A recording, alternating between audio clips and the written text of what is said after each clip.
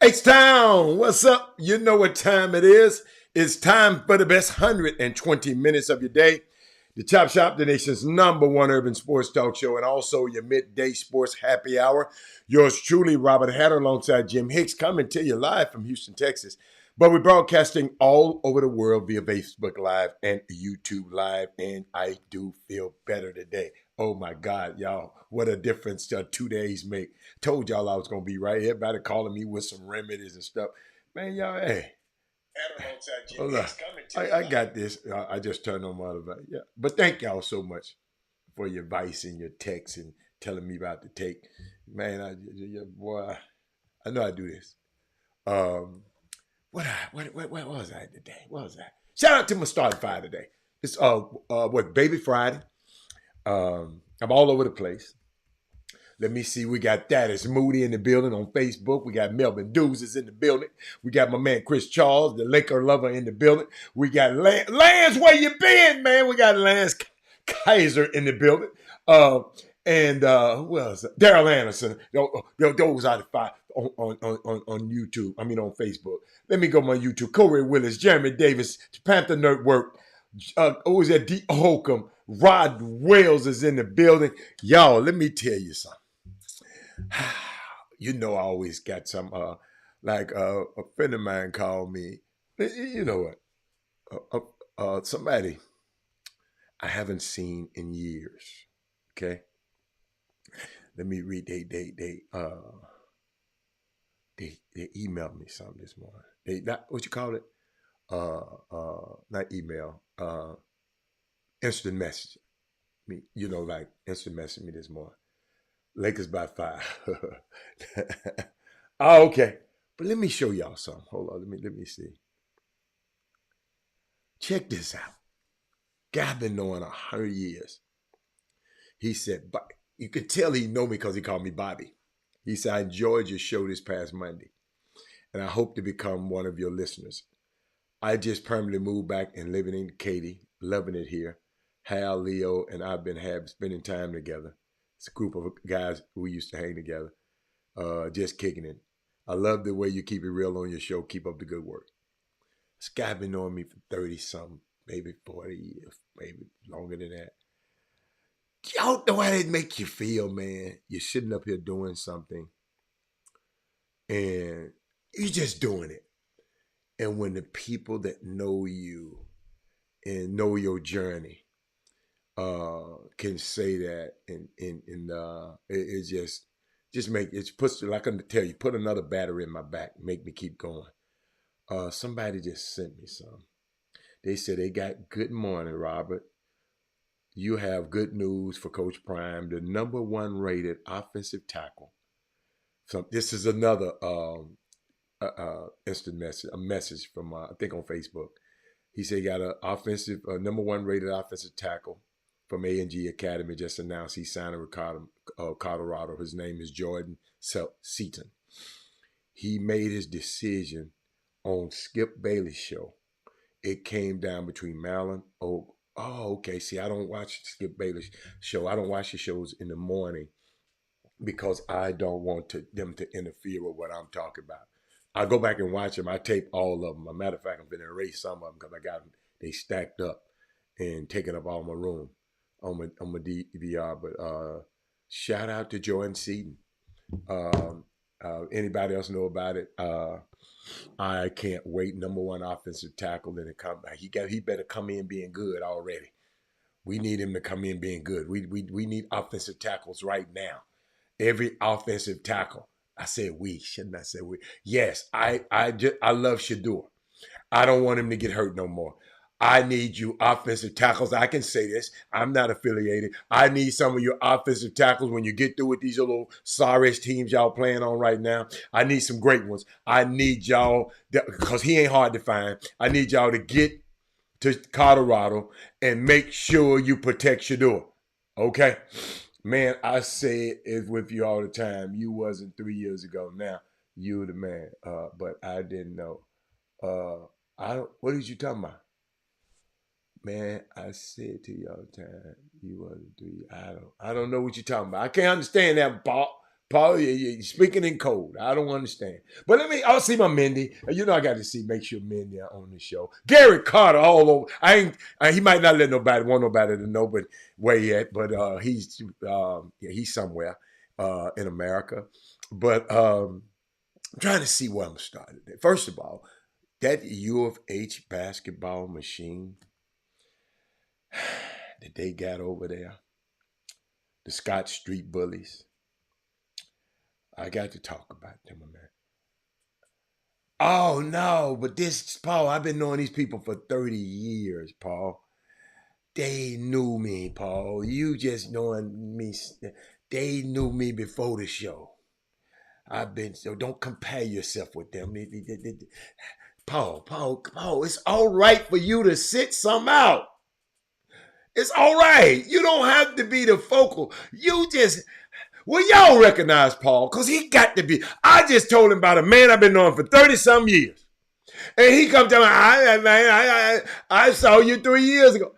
Paul, sit this one out, man.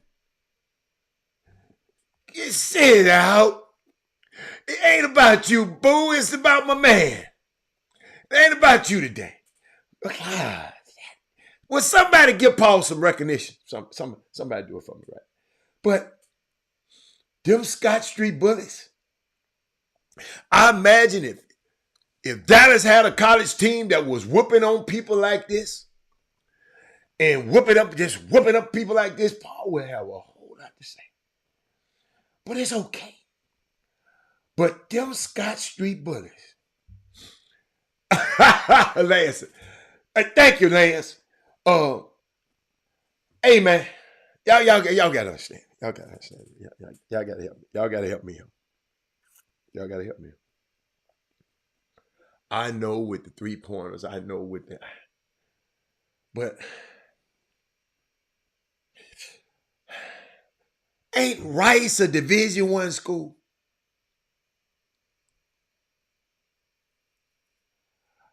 It's right, Fox. Houston Defenders no longer exist, Fox. Houston Defenders don't? Okay. Thank you, Fox. Thank you, baby.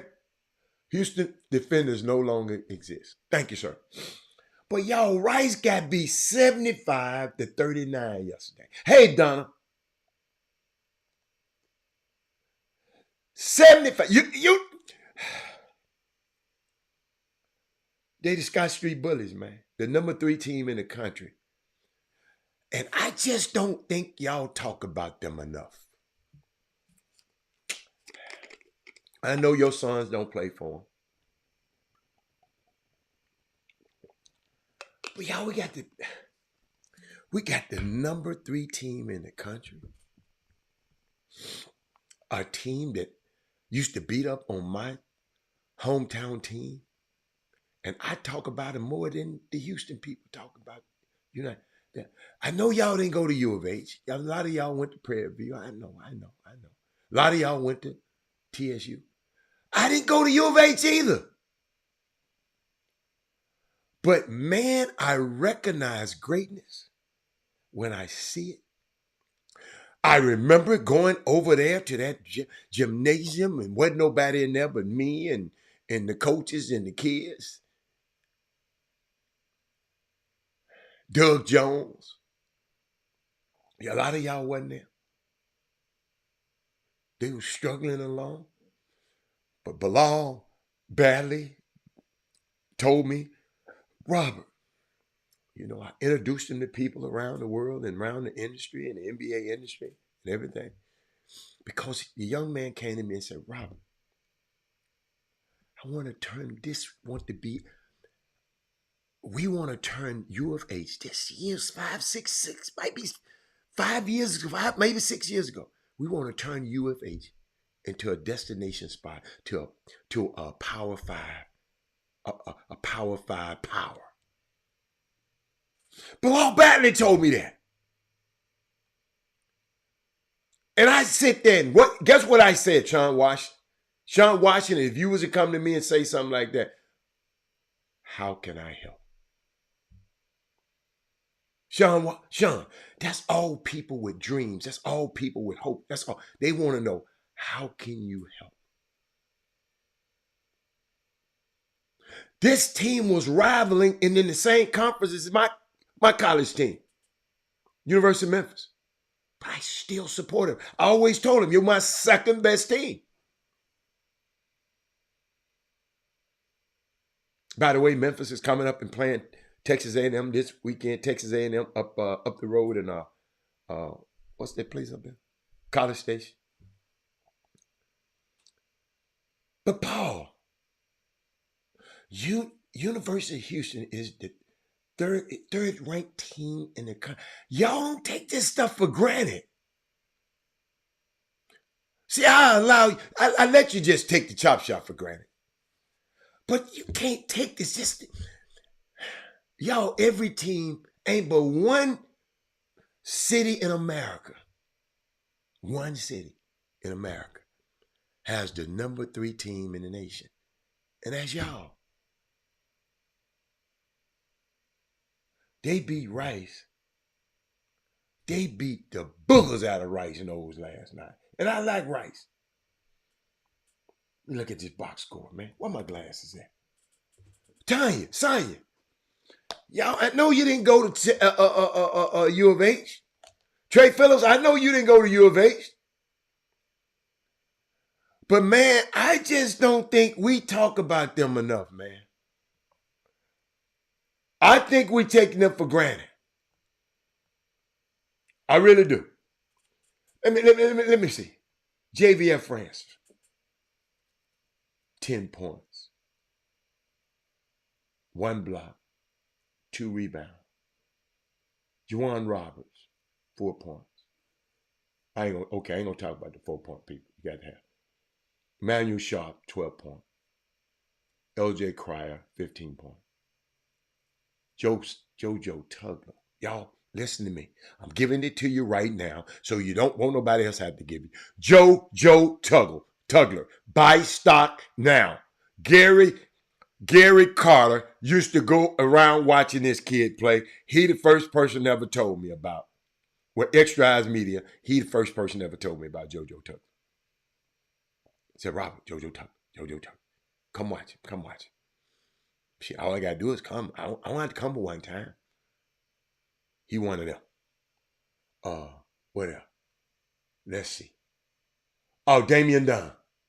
What's up, Mindy? I see you. But just in case, y'all, I just be wanting to know why U of H, the number 3, Rice, they beat them. Hold up, y'all.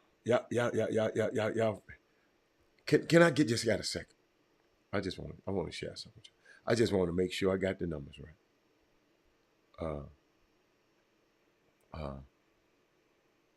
I know it, but I just want to make sure that ain't it. Let me see. What is it? 75 minus 39.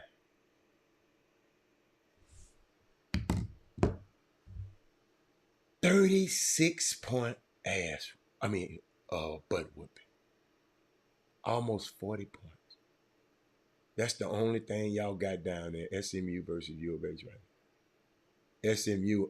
Don't even mention SMU and U of H name in the same sentence. And don't say that's the only thing we got down here. We got plenty of stuff down here, bro. Down here, Houston, Texas. But I just looked at that. I just didn't want y'all to overlook what a great season. Ain't but one city on the planet got the number 3 team. That's us. That's us. Well, Paul, that's you. Paul, a young man from Memphis, Tennessee, had a choice to move at Dallas. I move anywhere I want to. And I chose Houston over Dallas, Austin, all of them. Houston. See, I don't know where you was born, but I had a choice. I can move to Dallas right now if I want to. Forget about it. But I did want to share something with y'all on a somber note because it involves our young people and our young, and y'all know how I am about my young. Share the show. If anybody shared the show yet, a thumbs up. Wait a minute. Hold up. If everybody thumbs up, everybody hit the thumbs up button when they come on YouTube. Share the show if you're on. I hate to tell y'all this. I don't like to. But they told me, Robert, you got to prompt people. Yeah. Thumbs up. Share the show. Like the show. I know y'all just want to sit over here and listen yourself and you just get caught up in listening. Because I got some stuff for y'all. I got some stuff for you people. Oh yeah. Wow, let me stay there. Where's Alfio? Texas got the snot beat out them last night by Marquette. They fired Shaka Smart. He wasn't a good enough coach. And he come right back up where they came up there and beat the brakes off. Y'all make sure y'all make Alfio aware of that when he get back. And then when did Clemson get back good at basketball? Y'all, I'm sorry. I'm just looking. Clemson, they known for their football team. They did 21. I think let me put my glass on. Because they put that stuff real little. And I can't 24th ranked team in the country. Wow. Texas A&M 21. Wow. Memphis, I need you to come in here and take care of that business, baby. But back to y'all. According to AP story, a man suspected of fatally, oh my God, y'all hate to report this, fatally shooting 3 people and wounding 3 others on a UNLV campus was an elderly professor who applied for a job there and was denied employment.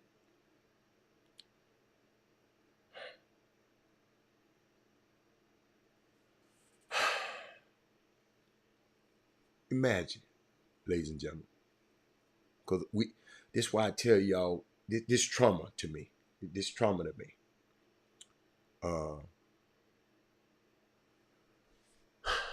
Imagine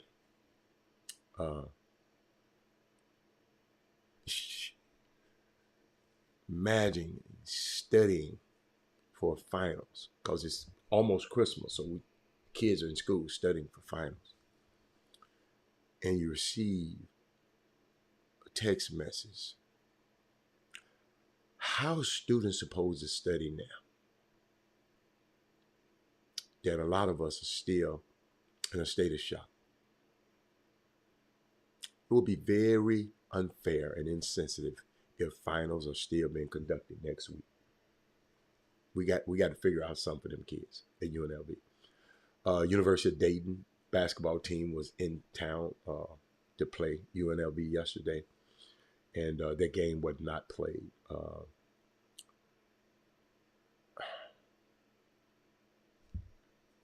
I'm gonna get that big coach. The Jazz lost by 50. Yeah. Big coach. How can you lose by 50? But we're gonna get to that in a minute. Let me get back to this. But the UNLV shooter, I'm gonna be a little sarcastic here, was an older guy who shot and killed staff and faculty because he was not hired for a professorship. Y'all follow me? People would think that is crazy. How? But how is that not different from a guy who loses an election and six sick people on the Congress and leads a 4-year campaign to promote those lies?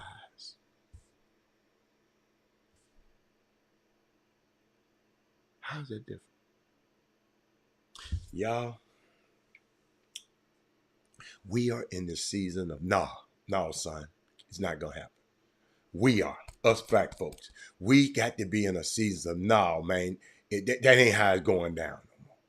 We are in a season of, y'all, I watched that movie, y'all. Oh my God, I watched the movie. First time I ever watched it, and I need to smack the hell out of myself. I watched the movie last night. Thank you, Mindy. Privilege. Don't hire me, I'll kill all y'all ass. Mindy, I watched the movie called Boycott. I don't know if y'all seen it. I didn't have to, I got it on YouTube. Amazing movie. What's my man name? Hold on. What's my man name? The acting was impeccable. Hold on. Y'all, we got to be in the, I need the cast. Jeffrey Wright. That's my man. Terrence Howard. Terrence Howard looked nothing like Ralph Abernathy, but every time Terrence Howard played in a movie, he just beat Terrence Howard. But in that movie, he had this same. If you had to study Ralph Abernathy, y'all, I know y'all. I'm gonna bring this all together, Mindy. But Mindy, I watched this movie Boycott. We got y'all. Rosa Parks said, "No, I ain't getting up, man." Grown ass white man standing up, and he want to make a lady get up. See, I don't know if y'all.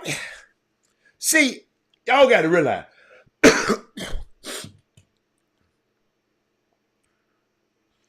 I done been to the Civil Rights Museum. I done been to the museums all over the world. The African American Museum in D.C. I've been all over, everywhere. I watched this movie last night. Didn't get to the end though, but I was watching it. Y'all, we got to be in a season of saying, no, son. No. Summer basketball. These people treating these kids anyway. No. These coaches, summer coaches treating your kids anyway. No, son. No, fam. That ain't how we doing it. Mindy, we got to be in a season of no.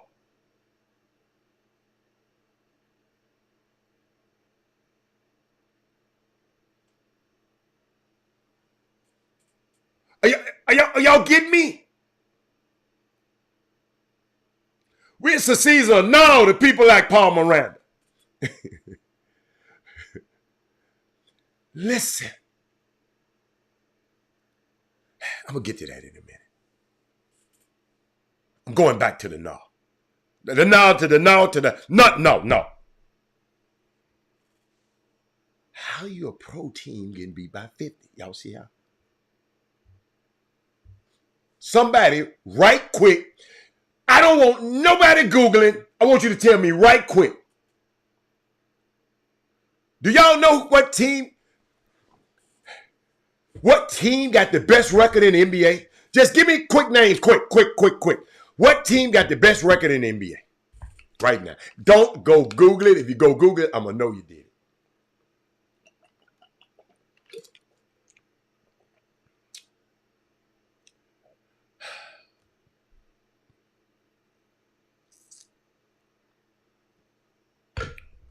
Minnesota is not in the in-season playoff. But they got the best record. 15-4. There, Adams. 15-4. You remember? They was talking about breaking this team up not too long ago. Shipping Karl-Anthony Towns out. It's 20 games in the season. We're going to talk about this. Because at 20 games is usually a barometer of what happens the rest of the season.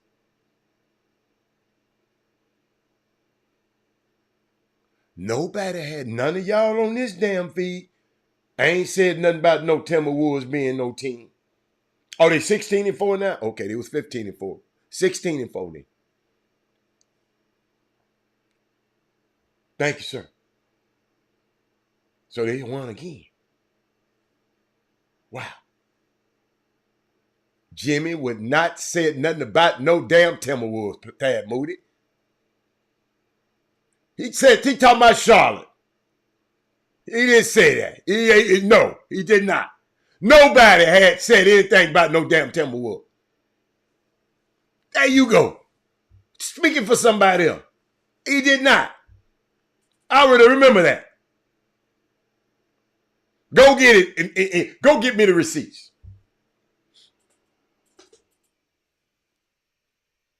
Everybody was talking about shipping. Karl-Anthony Towns ain't this. Everybody ain't this. And ain't this. And you ain't this. Maybe I wasn't there on that show. That is Moody. I ain't hear nobody talk about Minnesota. Nobody.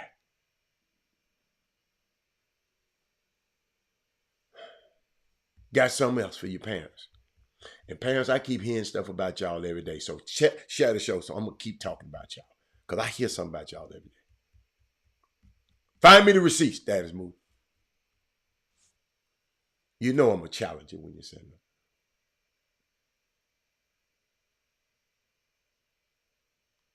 No, the NBA don't even think nothing about them. That's why they ain't on TV. But the 2-14 Spurs play national TV games all the time. Absolutely. Because Spurs got a player that everybody, the Spurs has a player on their team that everybody in the world, not the United States, want to see. In the world, Craig. In the world. Somebody just keep texting. What y'all want?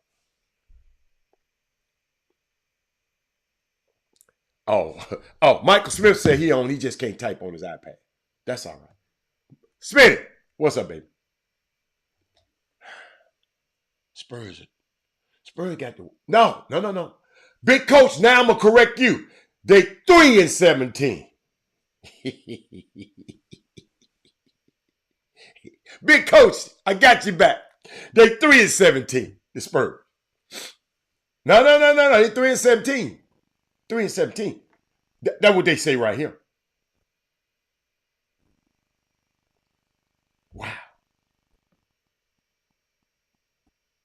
But the other team. Now they 2-19, that other team. Yo, you know what, y'all?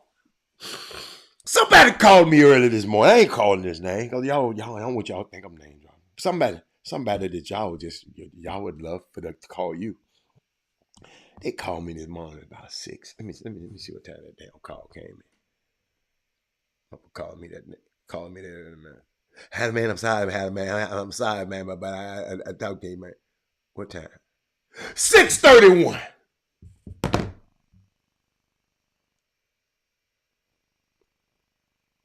Oh, everybody. No, a lot of people talked about OKC. Kevin Freedman. A lot of people. We had a lot of big coach. We talking about the beginning of the season. We had a lot of people talk. They like OKC. OKC, yeah. They Shea Gillis Alexander, so they got their dude. But 6:30 this morning, I'm gonna tell y'all what he said. I'm gonna give y'all some stuff. I'm gonna give y'all some stuff. But see, he called himself. Hold up, y'all. He called himself giving me some information to give y'all. And I wind up, I had his ass quiet when I got to giving it. He said, I ain't think about it like that. I got to go. I got him, y'all. I got him. Nope. Ain't you been? Boy, that man there down there took the name. Hey, man, let me tell you something. I don't care. I'm going to tell y'all. That boy,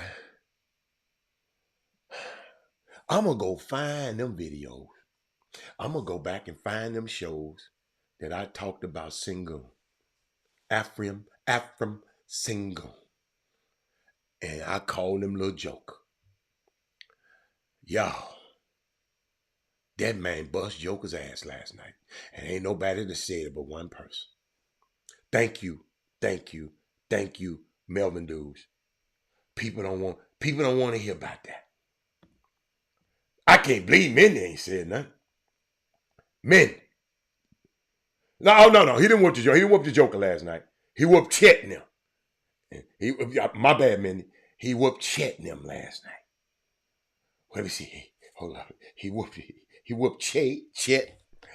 Shea Gillis. Dylan Brooks had 23 last night. Man, if I can just get Jalen Green to come around. Because Mindy, when I did my running my mouth and bragging about the Rockets, what did I say? I used Big Coach. I don't know if you was listening to the show. I said, share the show, everybody. I said, the big fella Sengun and Jalen Green gonna develop this same little two-man game that Joker and Jamal Murray had. That's what I was banking on. Jalen ain't just came around yet. And he put a lot of work in this summer. I don't know. Maybe he put them purses down this month. I don't know what's going on with him. But if he take another step, listen to me. Y'all remember this now and spice this out. If he take another step, Jalen Green, these Rockets, forget the playoff. They going to move up. Forget just the play-in, because I said they guaranteed to get in the playoff. Luka did last night. Trumps any performance y'all talking about. Yeah, Luka was about to get his ass whooped last night, too. Yeah, Luka about to get his, yeah. Luka better watch it. Chris Don was finna put them hands on it.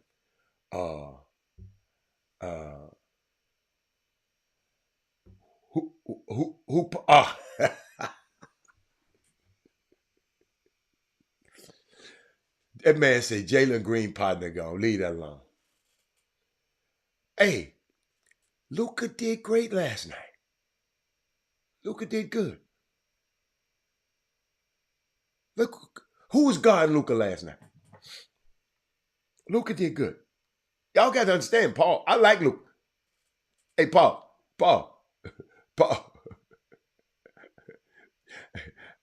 I'm not going to agree and like Dallas, coach. I got to agree and like Dallas because Nico Harrison on the team. So I don't care if you like him or not. I still got to like Dallas. So I don't care what you're saying. Great job, Luka. Great win. Let me see. But Troy Benjamin was a Rockets a year away when Jalen Green. I'm telling you, Jalen Green. And he got the talent, y'all, because he was a top pick now. Listen, Jalen Green is supposed to be great. Share the show, everybody. Jalen Green is supposed to be great. He's a lottery pick. So it ain't like I'm asking something from somebody who's not. But let me keep going. Parents, kids, summer basketball. I need y'all to hear this. Because y'all ass is just Troy, the parents are getting worse and worse and worse. Maybe it's because the expectations. These parents expect so much out of these kids.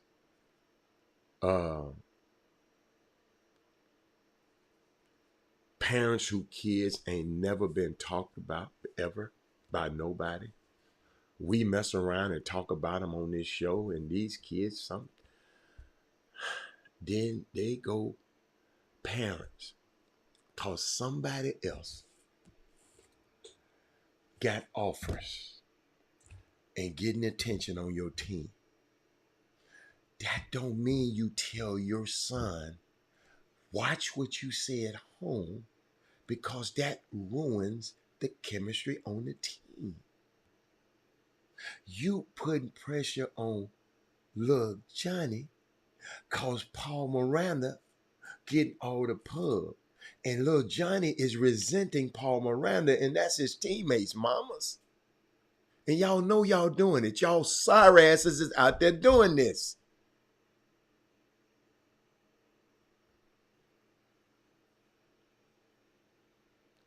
Orlando, he said, what the hell's going on in Orlando? What you mean, what the hell going on in Orlando?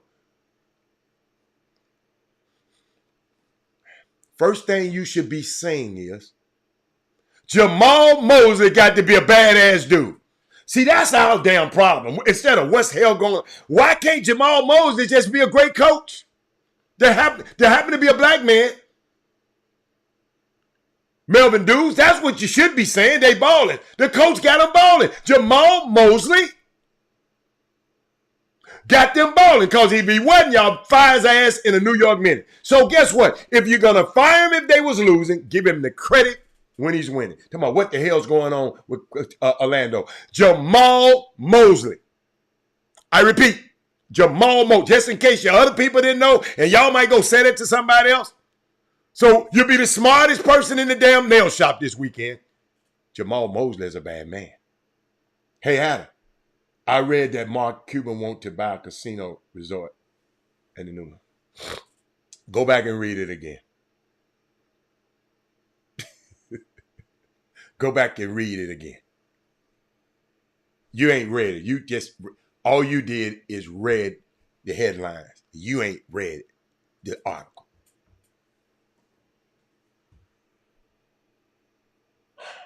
What's up, Raymo? You haven't read the article. I can tell.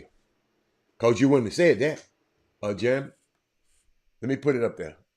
Jeremy, you wouldn't have said that. If you read that article, you wouldn't have said that. Now, just don't say, Robert, I just read the clickbait. What's going on? Then I'll share with you. Green has to mature, man. He got to leave people's girlfriend alone. Big coach, who girlfriend he messing with?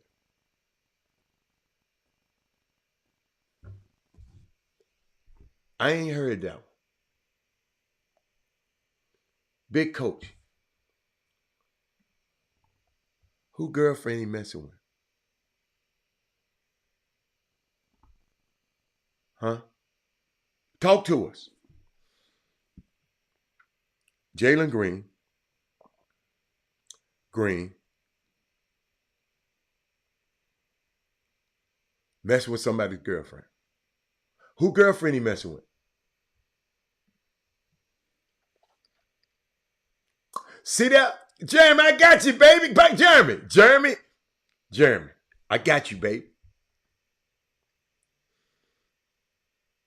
What? Tell me whose girlfriend that Jalen Green was messing with. Let's get it out. Since we want to go there, hey, I got time today. Martin girlfriend. Martin who?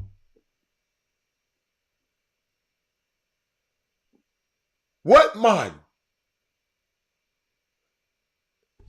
Man, ain't y'all to realize Kenyon Martin be lying his ass on?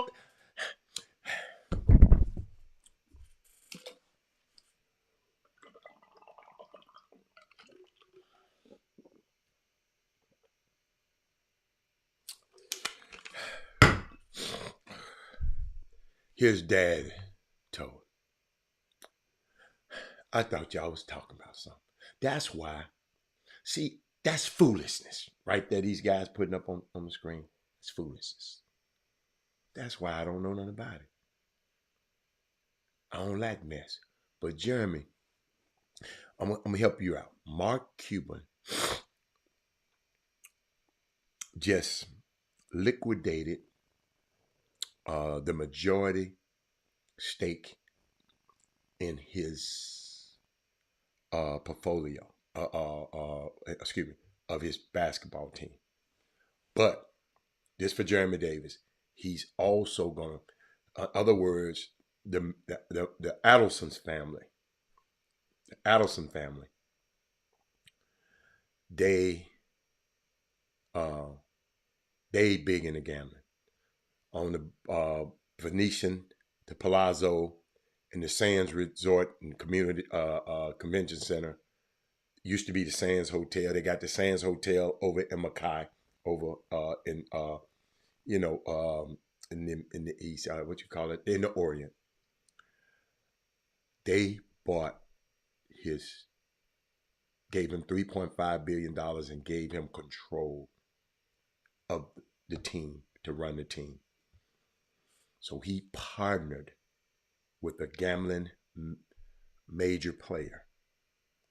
So he's going to be partners with them, and they trying to bring gambling to Texas. So he partnered with some heavy hitters. Okay? Now, I don't want to hear about you tell he ain't messing with nobody's girlfriend. Because if it was somebody's girlfriend, he wouldn't mess with her. You ain't got to tell me when you see me. Really, I don't even want to hear that shit. Tell the truth. I don't want to hear about that. But I know if that's his woman,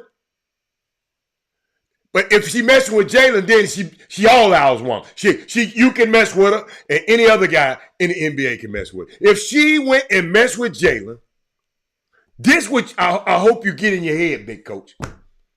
If she went and messed with Jalen and was messing with somebody else in the league, because it's a code in the league.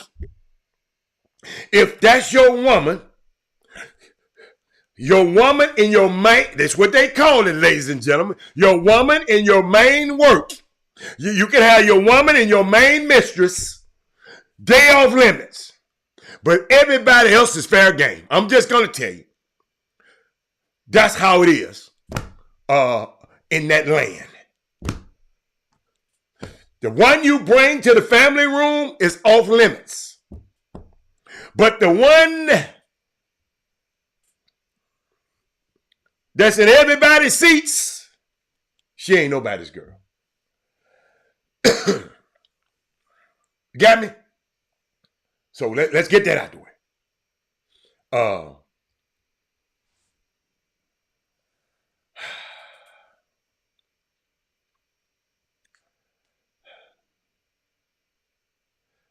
She's more than Asian, man. She got a lot of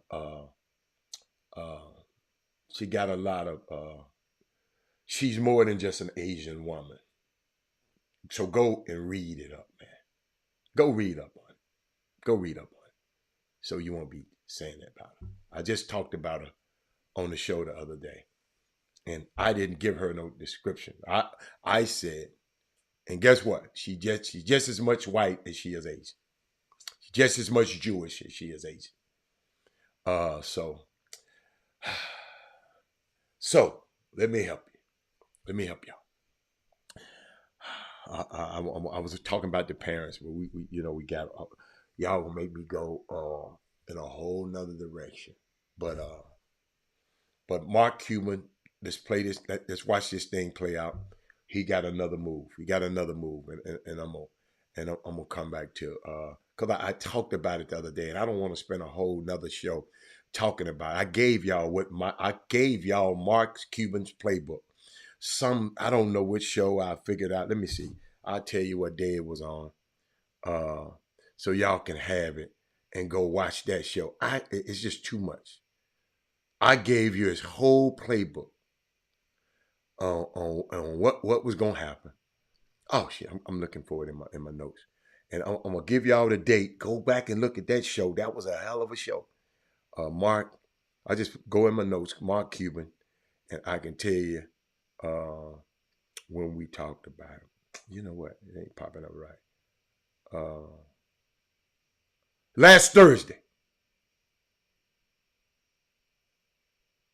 Last Thursday.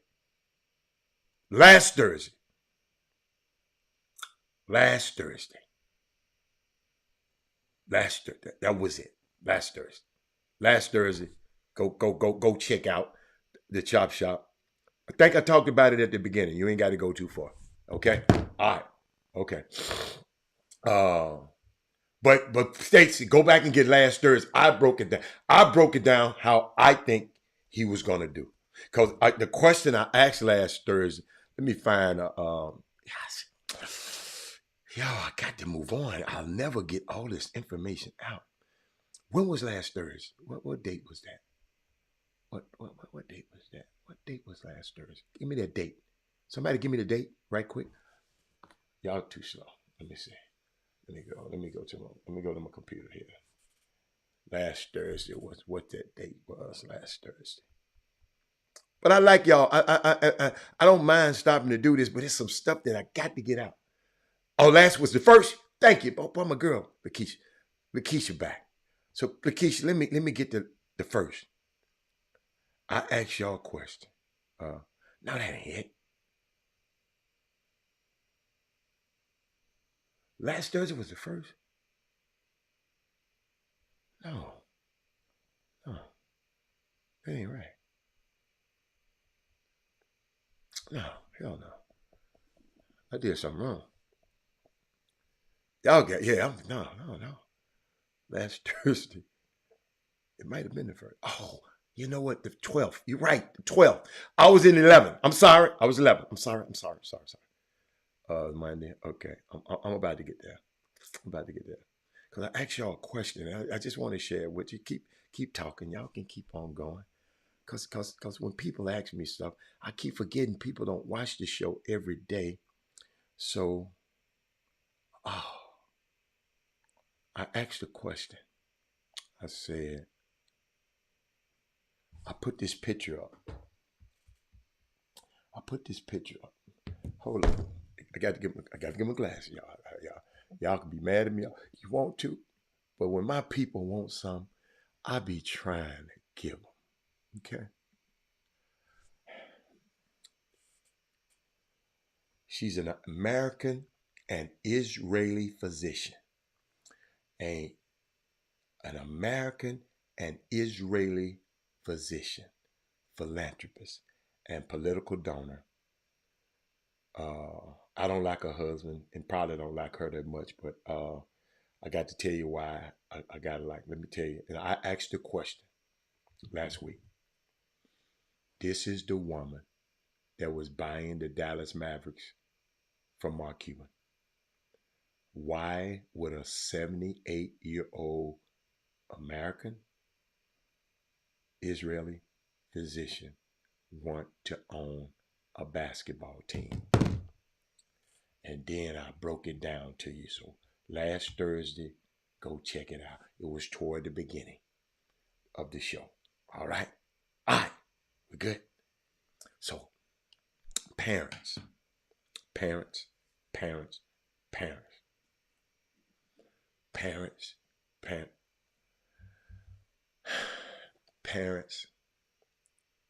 I need y'all to do better. I need y'all to share the show. Parents, I need you to do better. Somebody sent me and said, Robert, it's a friendly reminder to the parents. Your child's teacher is not perfect.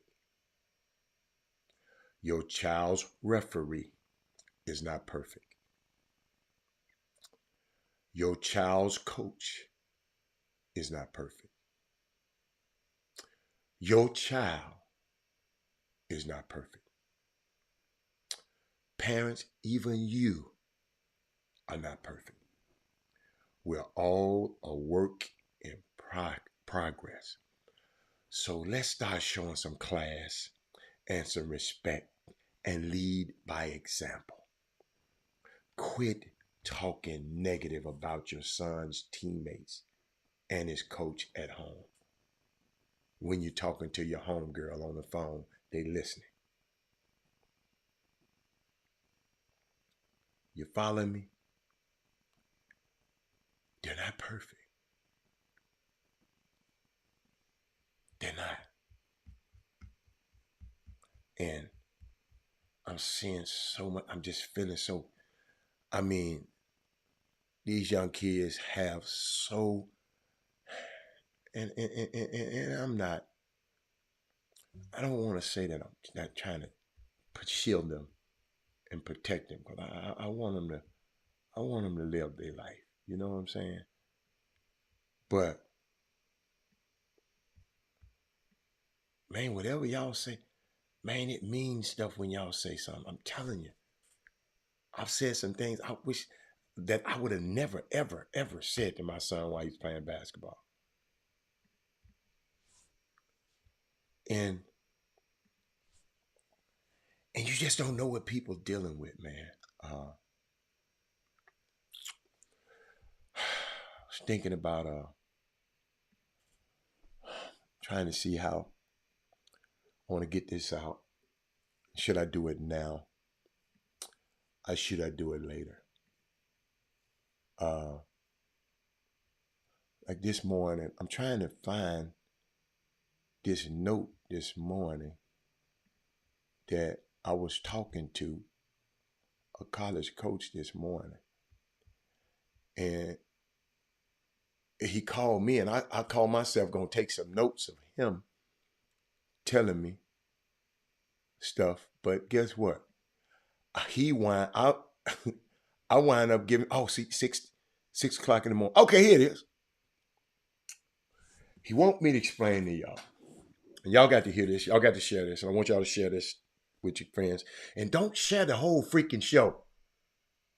Like somebody shared just snip out the part that I was talking and said it. So, I mean, they can go watch the whole show, but you can't like somebody, when I made the when I made the reference, when I was talking to a college coach on the phone, somebody tweeted and said Robert Haddon was talking to the college coach on the phone, and this is what happens.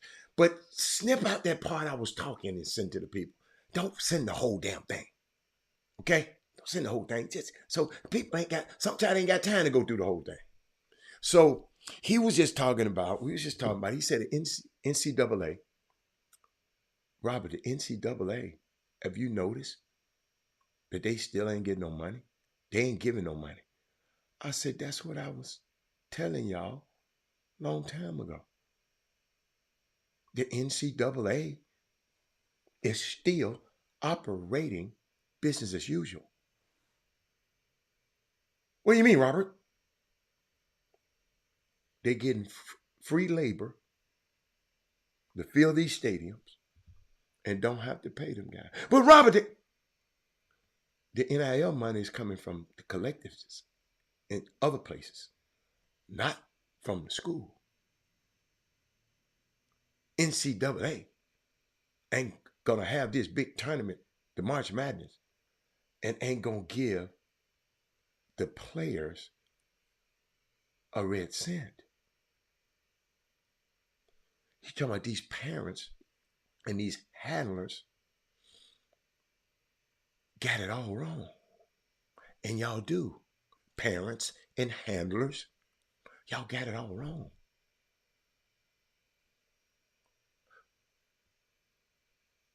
The NCAA is not paying. Y'all coming here asking for all this crazy ass money. The NCAA should be paying you. But guess what? If they can pay you, they can fire your ass. See, that's what y'all parents are. Listen to me now. If you become an employee now, if your little Johnny ain't hitting 2 points a game, I can cut his ass and send him on by his business now.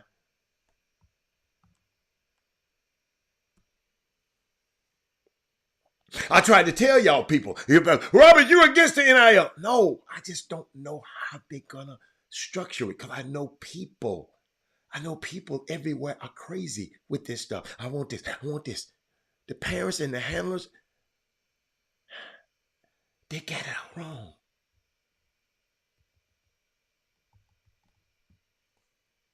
They worrying the hell out of the damn coach. The NCAA is still getting free labor.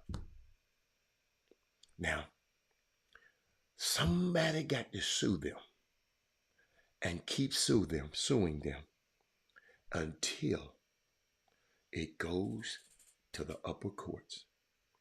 The Supreme Court has left it open for discussion. The NCAA can't keep operating in a model that the players are out here playing and you're not giving them. Only thing the NCAA did is said, look, see, they used to, you couldn't even use your name, image, like Nike. Now you can back up. Now, name, image, and likeness. You can have that. But don't be asking for none of this money over here. But listen to me, y'all. When somebody sue in a lower court and they mess around and take that thing to the Supreme Court, let me tell you something. The decision and the opinions that I read a while back, I got to go read them again. It left the Supreme Court did not rule in favor of the NCAA. But it has, the only way that the Supreme Court can act on it if it's tried at a lower court and is taken later onto upper courts and then to the Supreme Court. You follow me? Supreme Court can't come and say, well, NCAA, no. Y'all, they left a whole lot of meat on the bone. They told you of the NCAA, this ain't the proper business model. This is like, then they're like slave labor. I'm going out there doing all the work, filling up these stadiums, and the only person benefiting is the college and the coach.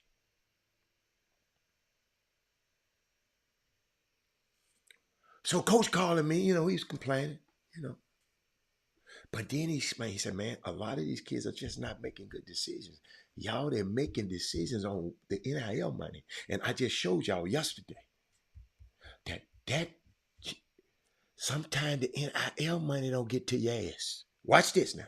And Evan Stewart is a former five-star, so to hear him say that he's not getting paid, Carl, what do you think? Evan Stewart is a former five-star, so to hear him say that he's not getting paid, Carl, what do you think about that?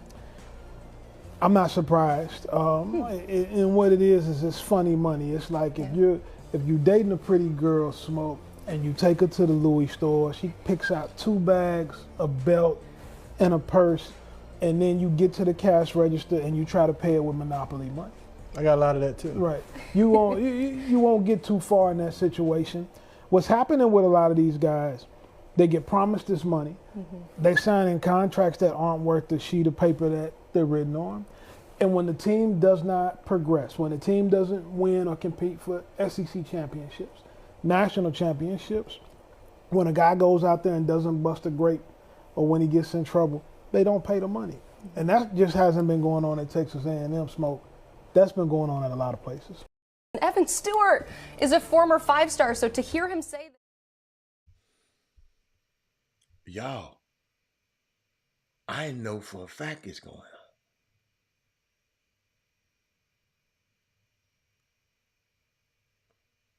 The coach I was talking to, because me and him, we went through his scenario. I know for a fact he don't make up fake numbers. He tell you, look, this what my collective can pay you at this school, which is a whole lot of damn money.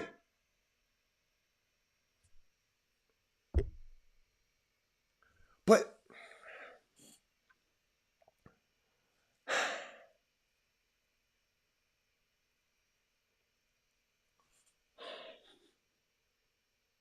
see, I got this thing.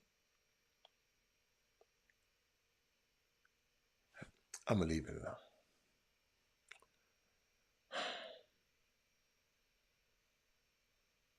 Deion Sanders Prime even said it. They said something the other day. Because they were worried about Nick Saban. Florida State told me they didn't get in. All of that, right? Yeah. Alabama is their cash cow. Clemson. Them kind of teams are they cash cow. You think I'm going to put Florida State in there over Alabama? Got to be out your damn mind. We here to make money off of these, off of these bodies that we don't even have to pay no salaries to. I told you what the SEC mean to me. Slave Economic Conference, or the Slave Economic Concerns. I told you what it mean to me. But Alabama, and then Stephen A. Smith said, if Deion Sanders would have been at Florida State and they went 13-0, I don't agree with much he say, but from what I know, from the powers that be, Florida State would have been in there. Because what? Deion moves the needle. Deion done changed the whole economy. In hotels who ain't been stayed in. People selling out of everything. You can't get in a restaurant. Y'all right here, man, Florida State didn't get in. Y'all losing focus again. They finna go make a whole lot of money on them little boys. And them little boys playing for free. Them little young men out there playing for free. Marte said this is very interesting. I have been having this conversation for the last 2 weeks. Lakeisha said, wow, my first thing here. Oh, I made that up, baby. Lakeisha, that's why the only way somebody else got it.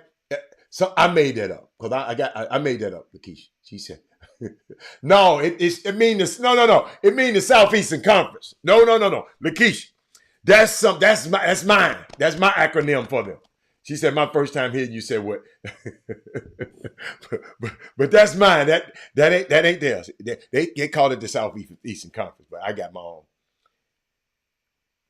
Nonprofit don't mean nothing. Nonprofit just mean you that's nonprofit side. But guess what? You're making money. Money is being made. You just got a nonprofit status. Revenue is being generated. Salaries are being paid. I don't want to hear about nonprofit. It's all a huge money thing at these universities. Of course it is. But I don't want to go there because I could go somewhere right now. If Colorado is 12-2, hey, not 12-2, but 12-1, they'd have got in. Oh, okay. Okay. I didn't know, Lakeisha. I didn't want you to say, I didn't want you to go telling nobody, girl, you know what the SEC mean? No. No, that's what Robert had to say. Now Chris Walker steal all my stuff, but he ain't gonna steal that and say it on CBS. I bet you. But but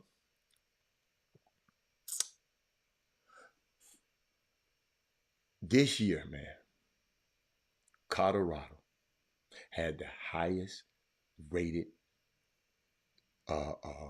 viewers on any college this year. And then guess what he gonna do? Then he went here. Then he went here on me. Huh?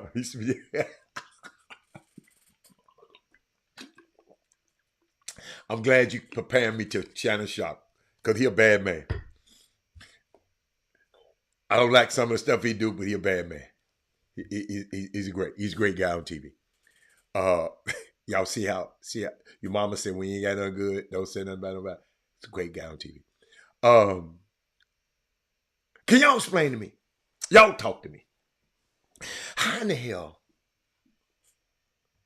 Greg Popovich, coach? Y'all got to help me with this one now. The coach for the Spurs make $20 million a year. Monty Williams is the coach of Detroit. He makes $18 million a year.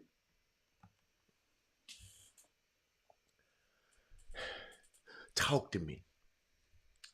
Tell me what them two got in common right now. Big Coach talked about it earlier. Can somebody, I want a woman. Don't no guy say nothing. Listen to me. All the women, Lakeisha, Mindy, Greg Popovich, the coach at the Spurs, make $20 million a year, highest paid. Monty Williams of the Detroit Pistons make $18 million a year. Tell me what them two dudes got in common in 18. Tell me. I said, unless you done grew a womb over there, I was talking to the women. Kevin Freidman, I was talking to the women. Maybe y'all just responded later. I don't want the men. I want the women saying something. Maybe I should have qualified to say women only. They the two worst teams in the damn league.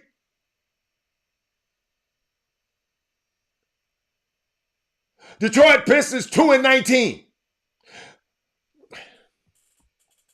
San Antonio 3-17. They done won 5 games between them. And they coaches. Well, Lakeisha. And the coaches making $20 million and $18 million.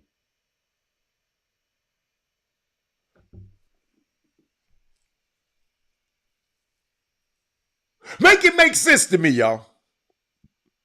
So what should Steve Kerr ask for? He got 4 rings now. Monty ain't got a ring in sight.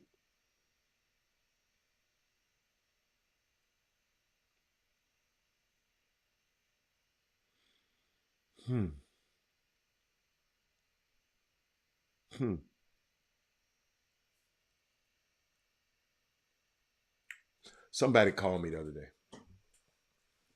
and said, man, people need to be talking about your boy. And Gary, I hope you're still here. You probably working. Gary asked me a question. Rob, we need to talk about your boy. He won. Georgia Tech beat Duke the other day. Right? He beat Duke the other day. And I said, don't get too high on that win. That's why I didn't tell y'all about it. I didn't talk about Georgia Tech. One of my best friends, y'all. That's who called me this morning, by the way. Early this morning at 6:30. Damon Stoudemire called me this morning. But all I did the other day after he won. I said, great job, great win. I'm proud of you. Because I know a million people were calling it. So guess what? He called me this morning. I'm not, babe, I'm a different kind of friend. I ain't finna worry the hell out your ass. That's why they'll call me back. They don't look at my phone and go, oh shit, they're Robert.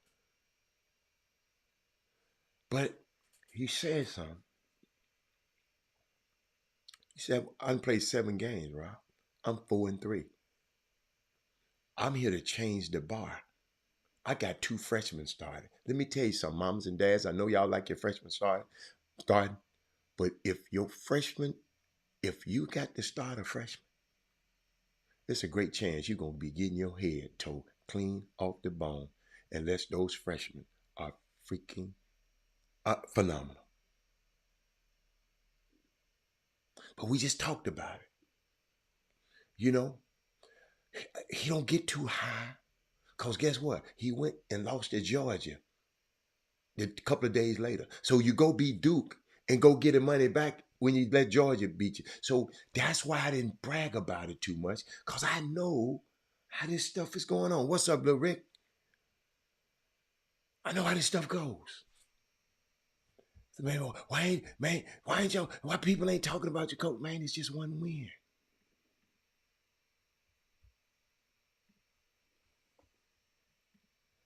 And y'all, earlier, I was talking about how we got to start speaking up. Summer basketball, we got to start speaking up. We got to start high school basketball, parents. I ain't said go mess with the damn coach. But if something wrong, we got to speak up about it. If something wrong in this community, we got to speak up about it. If something is summer basketball, y'all know it's some rotten ass summer basketball coaches out there. Y'all, we got to say no, no, no. We got to start saying no. No, son. No, fam. We just go along and get along. And y'all know some of this shit wrong. That's why y'all be looking at me like crazy. Well, how does Robert have all of this wherewithal just to say, I say it. People calling John Lucas. He talking about yo. And me and John had a great talk. And I just told him I just don't like some of the process that's going on.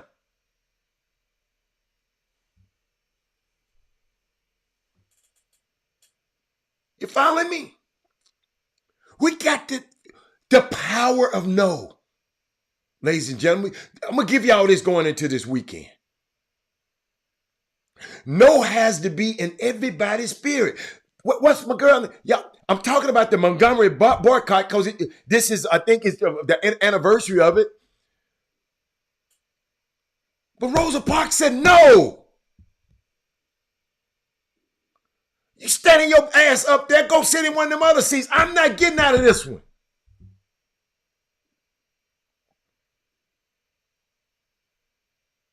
Man, y'all don't understand. I fell in love with that. Man, I'm watching it. I can't wait to get, I got to watch the last part.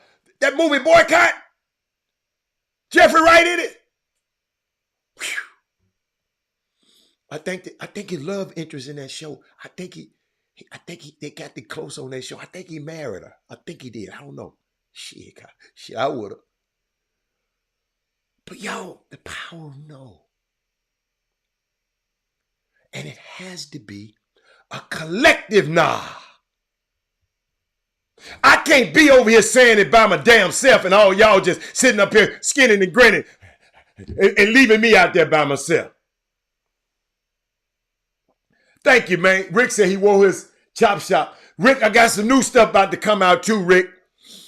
I'm just making sure I can have the right product. I don't want Rick to be wanting to order this and then he might want another one and it got to be great quality. And I want to be able to get this same quality all the time. That's what's taking me. The Chop Shop, Rick, that's the new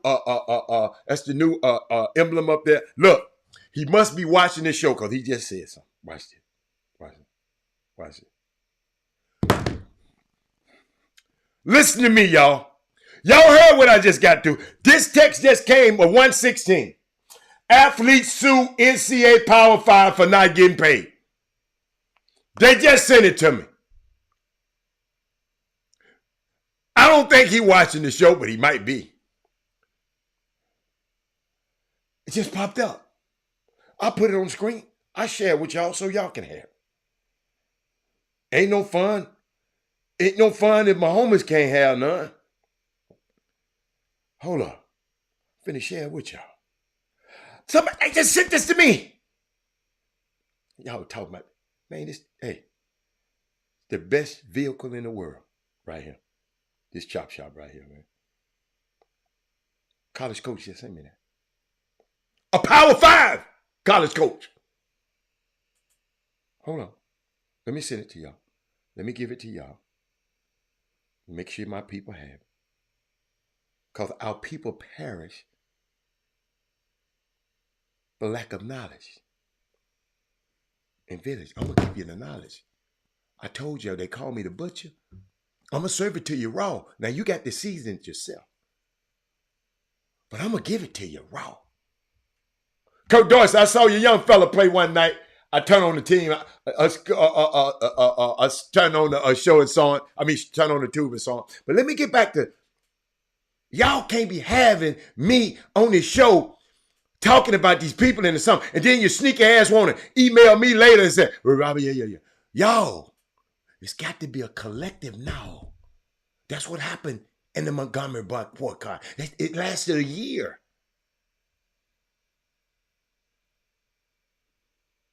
You don't have to be an activist to do it.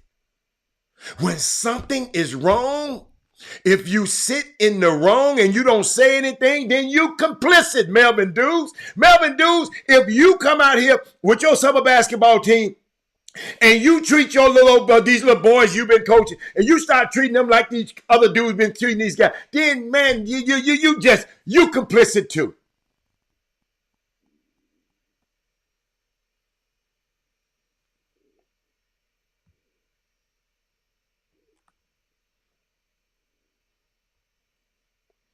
Y'all got me out here talking for y'all. Then people get mad at me for y'all. And y'all sit back.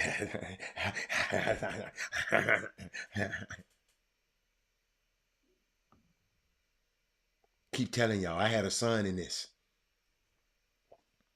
He had to go through this bull crap. But he had a daddy that these Negroes couldn't play with. But what if, all I'm thinking about, if I hadn't been around, they would have played the games with him and his mom. So my call is to quit letting these Negroes play the games with you and your mama, young men. Because I know what they're doing.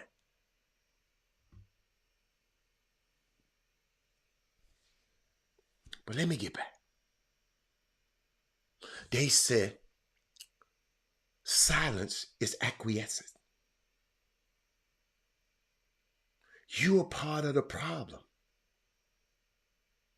I can't keep blaming these people for charging y'all too much to get into place and your stupid ass still going buying and paying.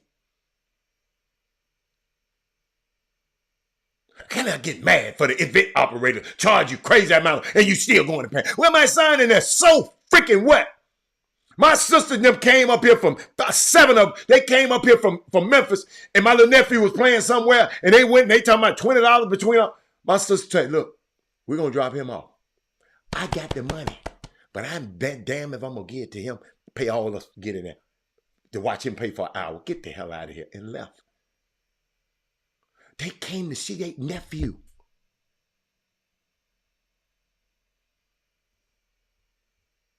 He said, I told my son, no, sometimes, even though I can't. No, and I ain't just talking about at home, Lionel Rogers. I'm talking about as a collective. You saying it at home, good.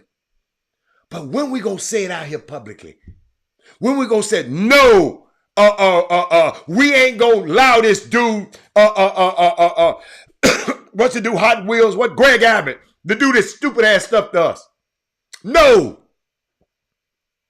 We're going to go and vote these clowns out. That's no, collectively. Like I said, silence is acquiescence.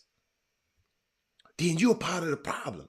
If you don't say something, even in corporate America, on your damn job, and I know you got bills, but for those of you who can sacrifice, we need to. Now, if you got bills, you can't, I ain't talking to your ass. Don't you get run off that damn job. You put yourself in a position where you can be the employer.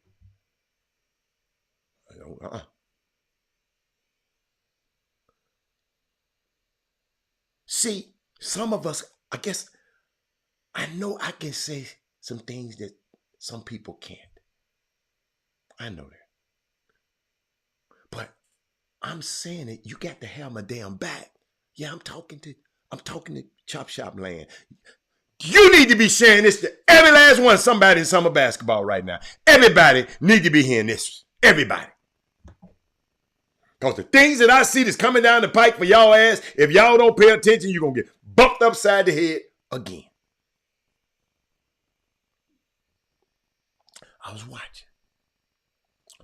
Watch the guy, I forgot, Keith Olbermann. Used to be on ESPN a long time ago. Now he on NBC. He was talking about, start checking Rachel Maddow. Said some things about her. Because she got the freedom to speak up. She made $31 million a year talking on fun. And she even told a story how she was just struggling when she was first started out.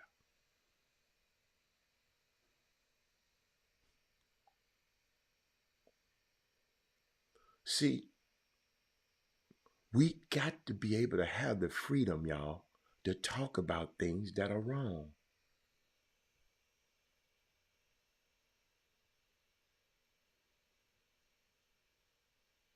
Smart parents.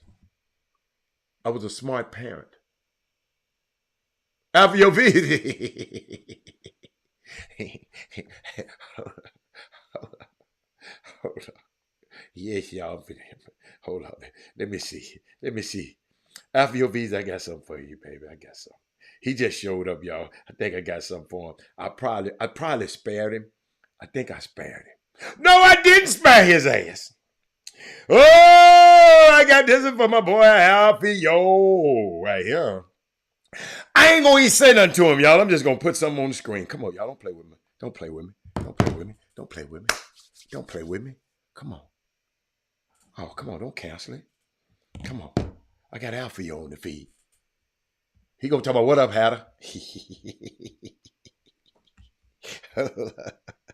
Hold up, Alfie, yo. Let me name it.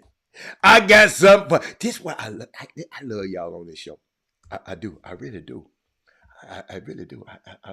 I really do love y'all. I'm serious. Y'all don't understand. Where my boy? I already had it there. I already had it there for Alfie. I'm just gonna sit there. I'm just gonna sit there. Y'all don't mind me.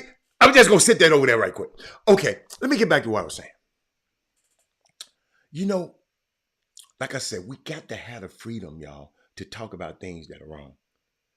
See, I got the freedom to talk about stuff that are wrong in the summer back. And I know some of y'all don't, but y'all got to have my back. Y'all follow me? So Lakeith said, people won't get involved and call out wrong if something who commits domestic violence that makes us think the people, hello? Let me read that one more time. Let me make sure this is clear, because I know how we talk about it on this show. If people won't get involved and call out wrong to someone who commits the domestic violence, what makes you think people will call out wrong towards a coach? That's a good one. That's a good one. Ain't Shaka the coach that they fired at Texas because they didn't, the guys around here in Houston talking about, I don't like Shaka. Shaka, he don't hang with us.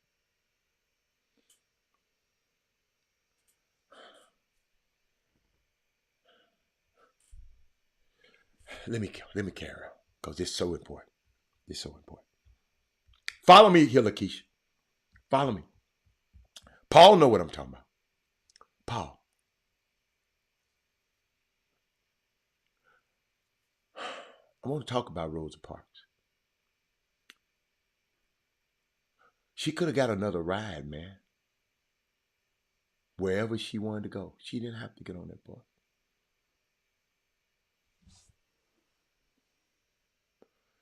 She said a no for us.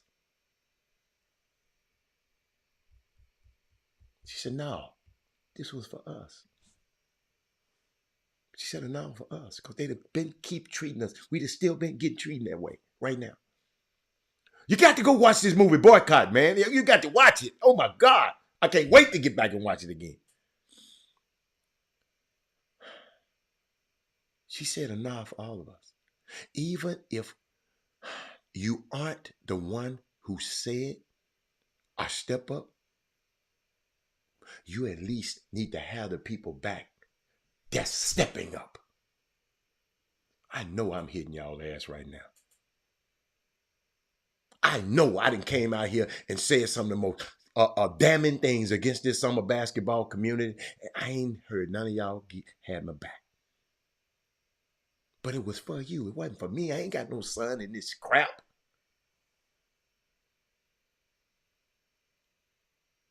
You follow me? That's what I want to understand. If I don't like your comment, he made me think I don't like my comment. Well, quit. So what? I don't care if you don't like me. I don't care.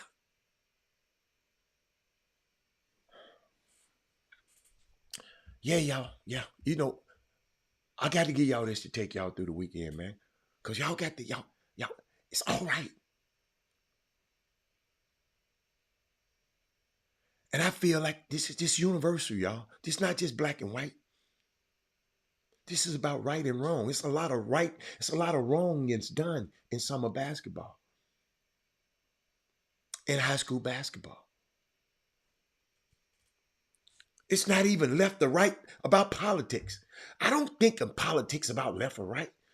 I think in politics right and wrong. Y'all do me a favor the next time. Forget who talking and forget. Just look at right and wrong. Oh, you Trump lovers, y'all just say, okay, hold up. Forget him. I love that. You know you're blacks for Trump. Just go and just say, let me look at right and wrong. What damn fool talking about I'm gonna be a dictator if you elect me?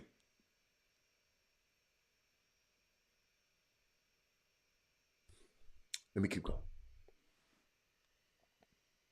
And I feel like, y'all, we lost our way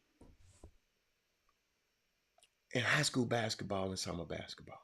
We've lost our freaking mind. Many of us don't even know what's wrong or right anymore.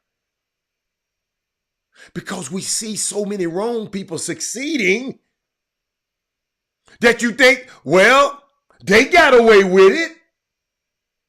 I know I hit somebody then.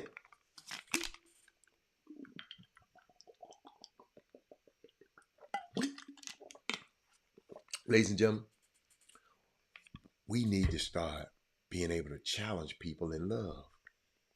When I challenge you on this show, I'm not challenging you. I'm challenging your words. The words that you type up on there, I'm talking to the words. I got a group of people that watch the words and say, Robert, talk about that comment. Robert, tack that comment. Y'all think it's me. I'll take the hit. Because I know they got my back. I don't mind it taking a hit for y'all. But y'all got to be preaching the same damn thing. I don't care. You can do my son any kind of way. I don't care what Robert said on that show. I'm gonna go play on this this crazy ass team anyway. It ain't gonna happen to me.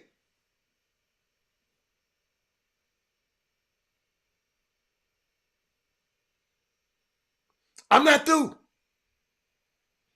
I'm not done. We need to be able to challenge people in love. I'm not trying to debate with y'all. I'm trying to extract information from you or give information to you. That's all I want. Thank you, Alfio. I'm not trying to debate. I'm trying to force you to say something else that make me think. Y'all got to realize I'm under the gun. Live. Have any one of y'all ever thought about that? I'm under the gun live. Y'all ain't live. Y'all just typing. My face is on the screen.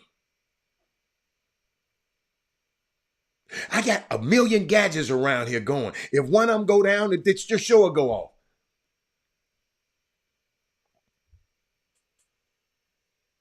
This ain't the debate team. This ain't versus. People think I'm versing back and forth with them. I'm not versing back and forth with you. Shout out to the Legacy School of Sports and Science. Young men and women, I hope y'all getting these nuggets. You ain't got to debate with nobody. This ain't no versus. We have got to get out of that mentality. I'm versus Alfio. I just mess with him because I know he loves him. I know he loves him so much. But I'm not against him. Not against Paul Moran. I'm not against nobody who come on. Y'all think, oh, there you go. No. Me and Paul Moran know what we doing. Some people say, well, I don't want to make no comment because you be getting on the moms on there. But then don't make no comment with your scare ass. If you need a question answered, ask. Because I'm the kind of guy going to come get it to you. We got to get out of that versus mentality. This is a place, listen to me, Herman Scott. Y'all listen to me. This is a place of learning.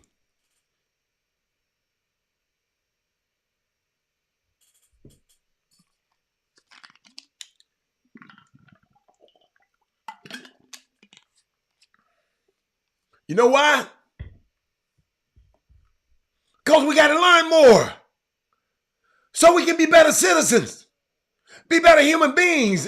And if we better citizens and better human beings, guess what else going to be better? Our community. Our summer basketball community. Our kids ain't going to grow up being assholes and going on some basketball teams being assholes. Coach got to watch the hotel room where your kids sneaking out trying to get some prostitutes on the damn strip in Vegas. Coach got to sleep up against the door so the guys won't come out the room. Sleep up against the door.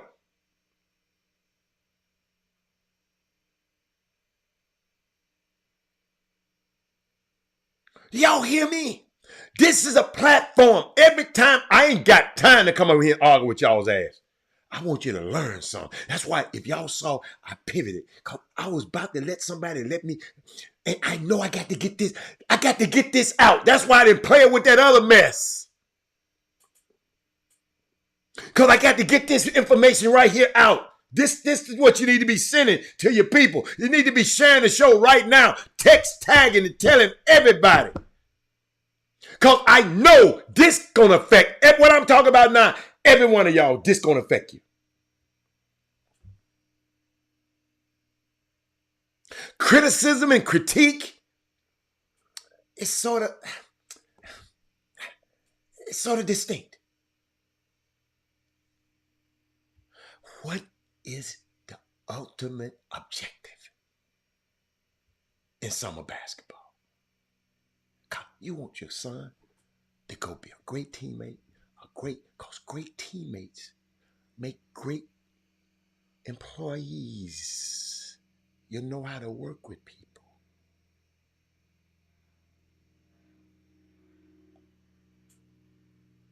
Why do we say, this is what I don't never say, you never hear me say, people be trying to be cool. Why do we say we must agree to disagree? I can't stand nobody tell me no shit like that. No. No. No. When you say that, you're setting up a fight.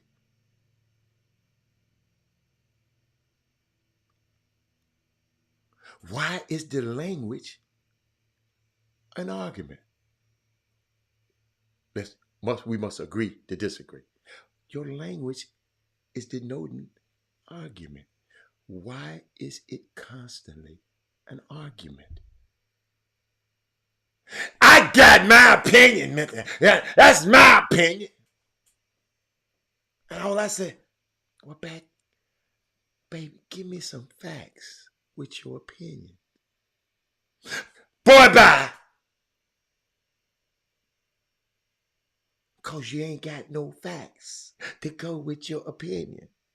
So your favorite thing is boy, bye.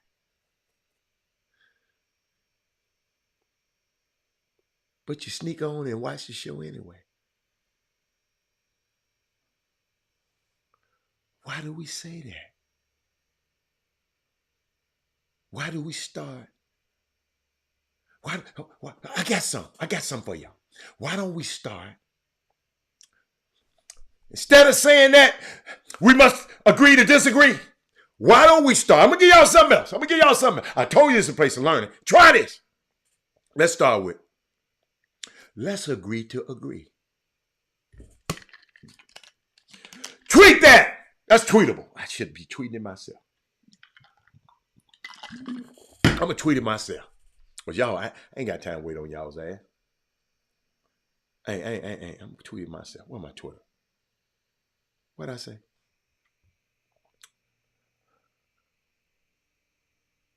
Let's agree to agree. They ain't gonna even understand.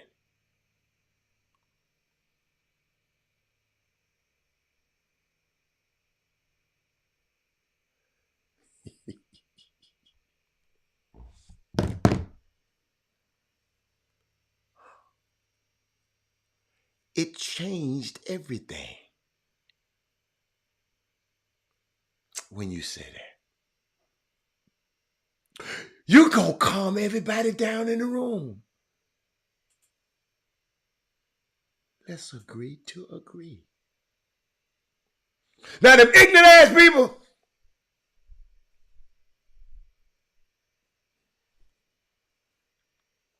but it changes the whole vibe and conversation.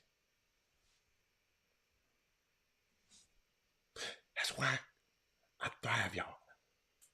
My young fella, Mr. Brown, on the feed. Paul Miranda. When y'all do that, see, we have to bring energy to this platform.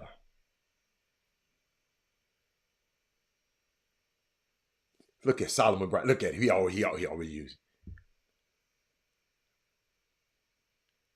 Chris Walker he gonna steal it. He gonna steal it.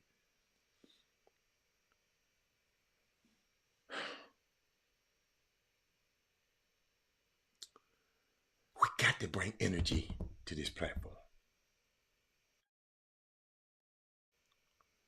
As part of my master plan is to make sure I duplicate myself.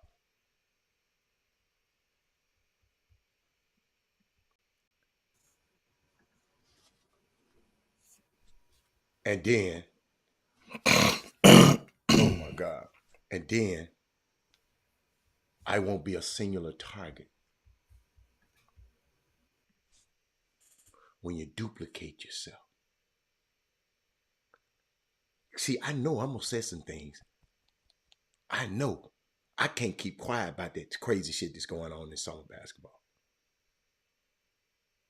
If it's wrong, I got to speak on it. And I have to have built-in protections. But I'm gonna bring Jim in, and I'm gonna finish this story because I got a little bit more to give you. But what's up, Jimmy? What we got? It's going on. What we got? What we got? Man, I was just What we got? man, What we got? I'm on this thing, man. We got to start speaking up, man. I watched, Well, that's the whole. Speaking up about what? about everything. We got to learn how to say no. If something wrong in the summer basketball community, say no. If something here, say no. We got to come on. Let me tell you why. Let me tell you why we a long way from that. Mm-hmm. Well, because I said before, and it seemed like I've said it 100 times. Seemed like it's loosely when I say it, but this is the thing that it hit on. When I say a lot of people are afraid to hurt people's feelings, it's the bad breath syndrome. Your homeboy can be walking with on the side of you, can have funky breath, and you won't even offer to give him a piece of gum. You won't offer him to give him a mint. You won't even tell him. How the hell? Some people can know. Back in the old days, what did people used to do when they just want to check if their breath was right or wrong? No, they did. They cupped their hands, put it to their mouth, and they breathed hardly in their mouth, and they covered their nose. And then people could tell their breath stank on their own. Mm-hmm. Then it became a time where a guy could, if I offered you a piece of gum, that don't mean I'm saying your breath stinking. That means I'm about to eat a piece of gum, and I'm just being cordial.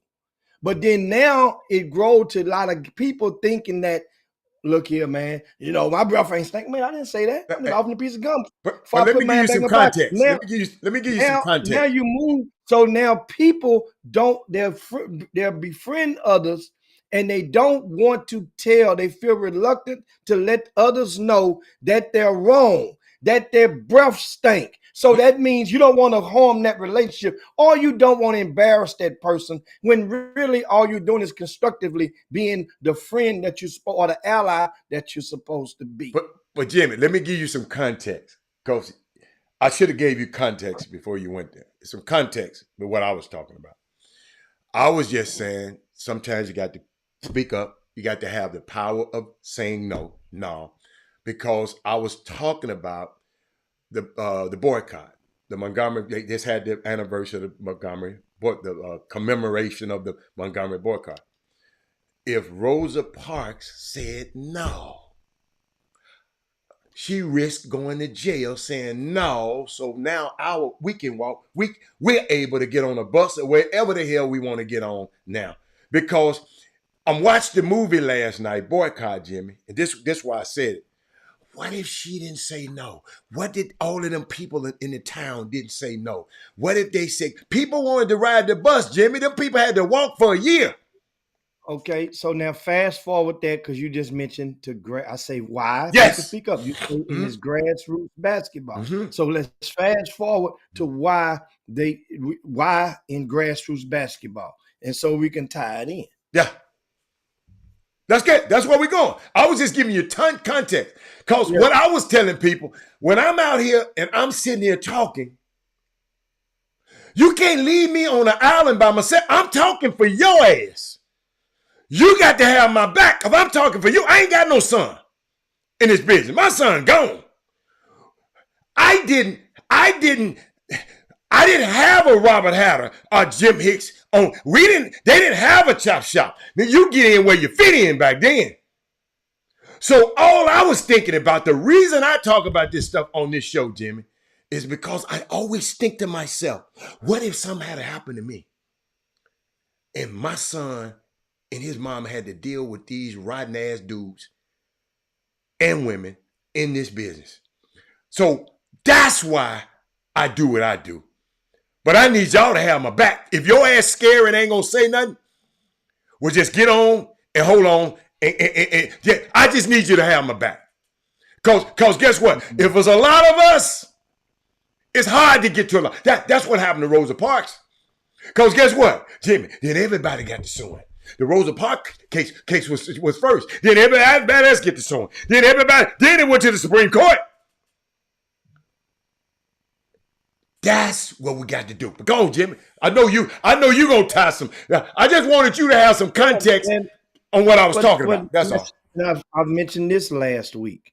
Mhm. Remember, I remind you guys, there was a time when people that had problems in the basketball community, then they would come to me and want me to help with a solution for problems, and was prevalent in that, and extended on the court, off the court, with people, whether they have kids getting locked up, need to help them get out, people that's passing and needing raise the money for funeral, different things. That's problems and solutions. Well, then at the same era, when I was, before social media grew to what it is now, people wake up in the morning and I would go to games and I would basically give my recap of pretty much what I saw. And what I saw was what most people saw. It wasn't like we're in the gym nowadays and we can watch a kid hit 2 shots and a dude would pre-tweet out that he's cooking. It wasn't that. And I would be the guy that caution people, hey man, hold on, that's not cooking. And then people say, okay, that ain't, you right, Hicks, that ain't cooking. Well, then it become a younger generation that has merged into this sector and know what they say. That old dude, man, he don't know what he's talking about. All it took is one. Then one turned into two. Then 2 into 4, and that made them guys all gravitate towards each other. Man, then it came that movement. Well, man, what he going? He don't know what he talking about. He don't, and then that wasn't the issue. And meanwhile, I'm reminding the folks, listen, all you folks who I just helped out there, y'all ain't gonna sit there and not gonna remind these folks that I know what I'm talking about, that I'm batting about 98%. Y'all gonna sit there and really just let them just say that? You're not going to protect your protector? So once that started to happen, then I grow into a sense of, well, hell, that's when I started using that cliche, don't expect my output to be greater than your input. I started using that a few years back. And that was a shout out to everybody. From now on, don't expect my output to be greater than your input. I would be the guy that would come, cut your yard, bag the leaves up, put them on the side of the street. You ain't to pretty much touch, and it would be a good day for you. Now it's like, okay, I see what this is now. And I started then a couple of years after that, then how you came and emerged indirectly backwards. That's like the old Homer Simpson cartoon, a meme where he's walking backwards into the bush. You're walking backwards into this, not even realize what's coming in. And I was telling you, dude, you don't want none of this. I ain't, trust me, I don't, dude, stay away from this. You don't, dude, everybody in there is dirt, is muddy. You got a white suit on, somewhat gray, maybe lavender or cream, but you don't want to get into this right here. And sure enough, somebody pull you into this. And then you get to see firsthand how venomous. But I'm glad though. They want, and at the end of the day, they know. They know. And they're just basing it on hope. You fighting on the wrong side of politics. Many of you guys. Think about it.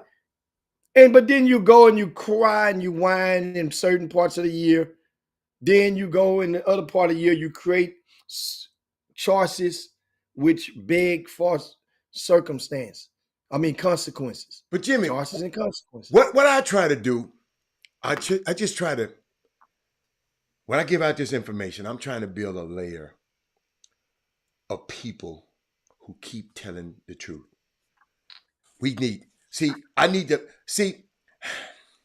I just don't want to be, Jim, I don't want to be a singular target.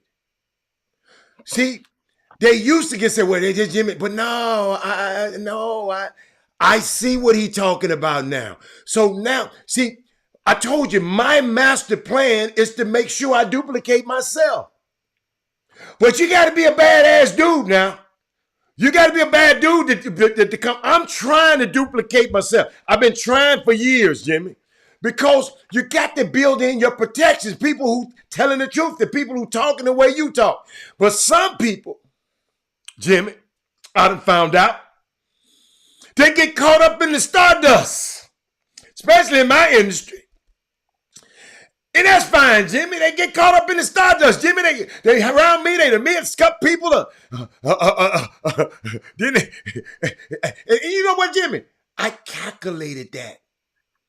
I knew I was gonna have some. You know, that's why you have to do. You got to mentor 5, 10, 20, because you know some of them going. It's gonna always be somebody who would forsake the assembly of the saints. I mean, you know, somebody gonna do wrong. So you just got to hope it don't happen much.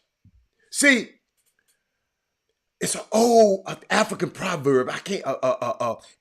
They said you got to train one replacements. If you're a leader, all great leaders, Jimmy.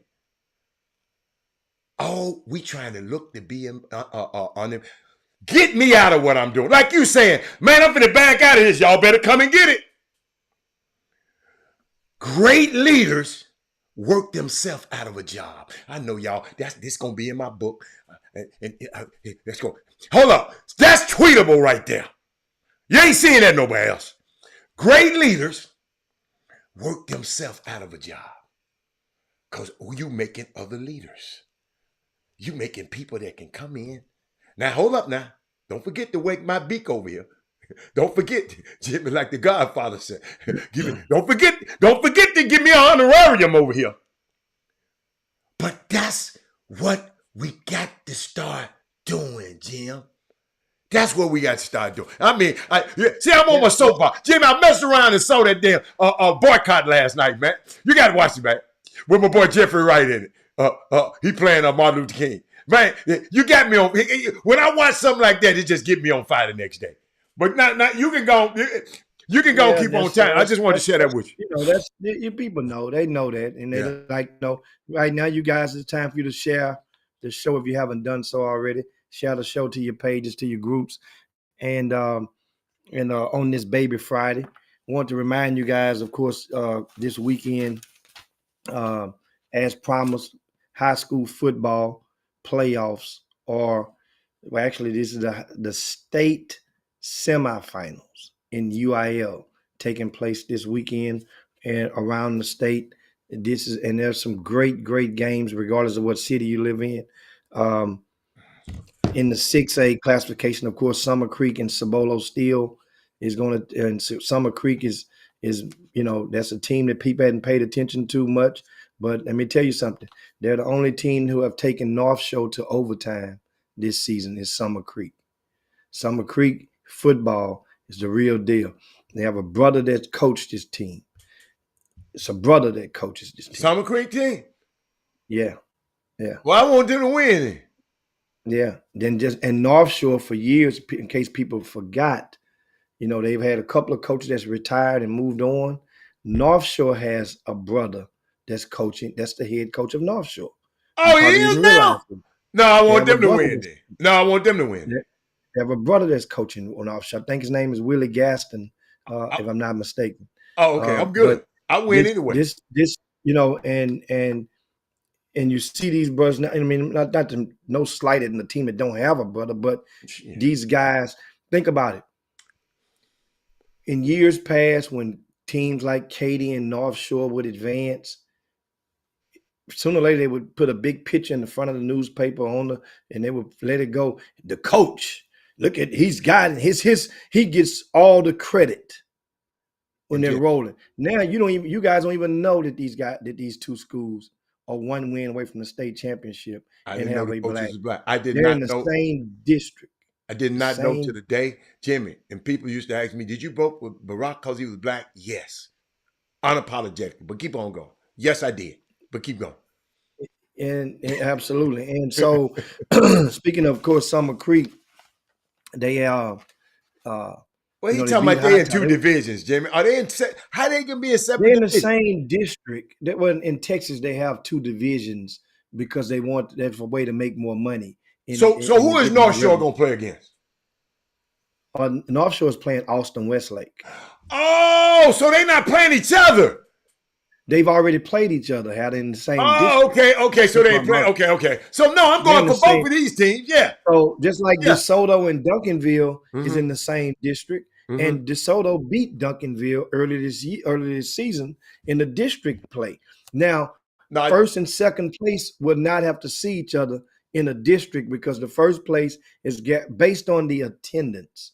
That's how they select or they identify whether you're class 6A, class 1, or Division 1 or Division 2. It's based on attendance. The school that has the most attendance is basically they go to the Division 1. The second most attended school go into Division 2. okay. So that's kind of like how they're divided. Okay. Now, All right. in regard to of course, Summer Creek was down by 11 points, held it to your Hightower Hurricanes in the fourth quarter last Saturday, Yeah. and came back and won that game with less than like 5 minutes to go. They were down 11, something like that. Came back and They won. said something about They the Hightower coach shouldn't have did a fake punt or something like that. Yeah, he did he was doing a fake punt. I didn't see it. I wasn't there. I was at the North Shore in Tascasita game, but I heard about it. The coach basically called a fake. He basically told his players, if there's a certain formation on the punt on the punt receipt on the fourth down, if Summer Creek is showing a certain formation, then we're going to fake punt. So you've already practiced and drilled this. If they line up, or if it ain't nobody over here, you punt. You already know we're gonna fake this. Yeah. Well, in the situation, the coach was calling it off. In other words, but the kids have been drilled. But they either I don't know if they have a thing in his ear, in his helmet or whatnot, but the kid did not get the message, the signal. Damn. And the coach later tried to call a timeout, but it was too late or whatever. Damn. But that's kind of like what happened in a nutshell. And guess what? The guy get the ball and just throw it to the spot where the person's supposed to be, and he called it off. But so the boy must the receiver must have got the coach's message, but the other guy didn't. Yeah, I don't want to say quarterback, whoever the punter did not get it. God, did not get it. So that was that was detrimental to the defeat of Hightower, because they gave Summer Creek the ball with a lot less field position at midfield, around midfield. Oh, so, man, I hate that. Gosh. So that was the thing on that. Now, also, DeSoto and South Lake Carroll. Understand something. DeSoto is undefeated. They're number 5 in the country, right? They won 26 of their past 28 games. DeSoto, I watched those boys for about a quarter and a half, and how they manhandled Duncanville earlier this year. They got some big hams on that field, on that line. Hey, man, they're the team to beat in the state right now. They are the team to beat, and ain't no doubt about that. However, it's impossible for North Shore to meet up with DeSoto. They're in 2 different classifications. So DeSoto in 5A. I mean, not 5A. Division 1. Division 1. And so that means that DeSoto is playing South Lake Carroll, Summer Creek is playing Cibolo Steel. So the 2 winners of those will play each other. So the only person who is North Shore gonna have a chance to play again? North Shore will have a chance to meet Duncanville if Duncanville can get by North Crowley. Okay. North Crowley, who's undefeated, they're 14-0. I mean, at the same time it's postseason. They won 26 of their past 27 games. This North Crowley team has been rolling, and rightfully so. And they're not afraid of Duncanville. They're not afraid of Duncanville. Remind you this. I'm telling you. And so this opportunity, if Duncanville catches themselves entering this game looking for North Shore, can't wait and looking past, trying to overlook this team. This team, understand how when you get this far into the postseason, it's not just the coaches that are doing the pregame scouting and game planning. It's the allies of those coaches. Teams that Duncanville may have beat, that a guy might have had an early good scout on them and it made it tight for the first quarter too. That coach may very well be helping your opponent tomorrow because they are pissed off because maybe something happened during the game. Maybe somebody, did some lip service or something that pissed his coach off. And he's like, you know what? Coach, I got the antidote. I just didn't have the talent to beat them. And he might give his 2 cents to this coach. And that coach may get some different tips. That's normally how it goes this time of the year. So when the people say it's Duncanville versus everybody, yeah, right now it's Duncanville versus everybody. Remember now, people, think about it. You're less than a year and a half removed from the UIL lawsuits and going to courts and the injunctions and a lot of stuff and secrets and stuff being exposed in litigations or in hearings. People, they have not digested that yet. I'm down with Duncanville basketball. I don't know the coach from football. I don't know him. I've met him in passing. Hey, how you doing? I don't know him. But we're not talking about basketball. What you guys know, I'm down Peavy like a brother to me. So I took off my shoes and slept in his house, ate at his breakfast table, So him and Miss Jennifer Black. So understand that's different. I'm just telling you what's going on in the atmosphere in Dallas. The last thing that anytime that Duncanville get close to winning anything, trust me, right now, the UIL is rooting under their breaths against you. A lot of opposing districts and superintendents and athletic directors are rooting against you. Every kid that of any school that is transferred from there to your school, they're rooting against you. And just flat out haters are sharpening their pencil. You keep them working. They got to keep sharpening the pencil because they keep hating and hating and hating, and you give them and you keep them busy. So that's the thing on that. Lastly, I mentioned North Shore and Austin Westlake. This game here is really scary because Westlake hadn't lost but one game since 2020. And you know what that was to? That was to North Shore last year. Because normally they'll be in different categories. They lost one game this decade. That's Austin Westlake. And that was the North Shore. So they want a piece of North Shore. North Shore did not look fluid. They did not look dominant in the first half against Atascocita last Saturday. They didn't. I'm telling you. They went back in that locker room and they pulled things together and they made some adjustments. And guess what? They came out and they executed. But they did not. They were losing by 14 points early on against Atascocita.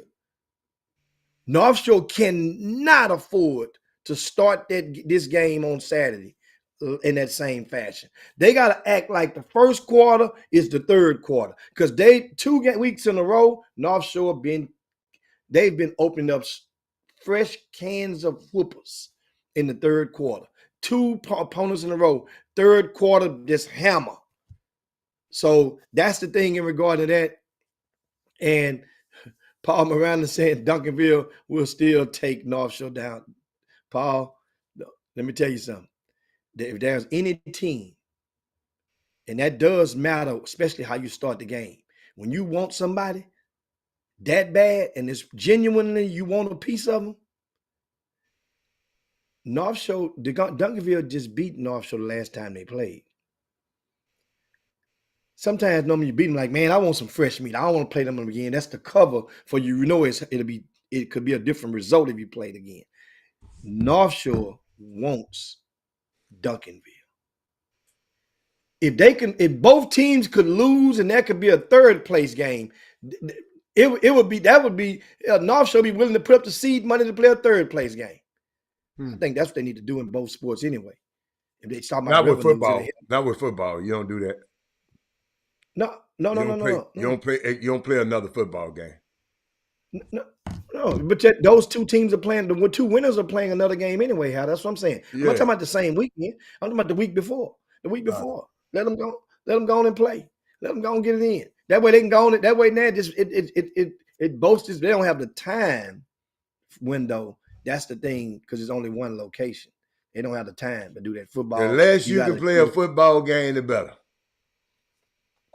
and and so I'm looking and that's pretty much it. High school football. Gave you guys a good dose of that for this weekend. Oh, and there's a team that I'm gonna keep your eye on, this team right here. Belleville. Bellville.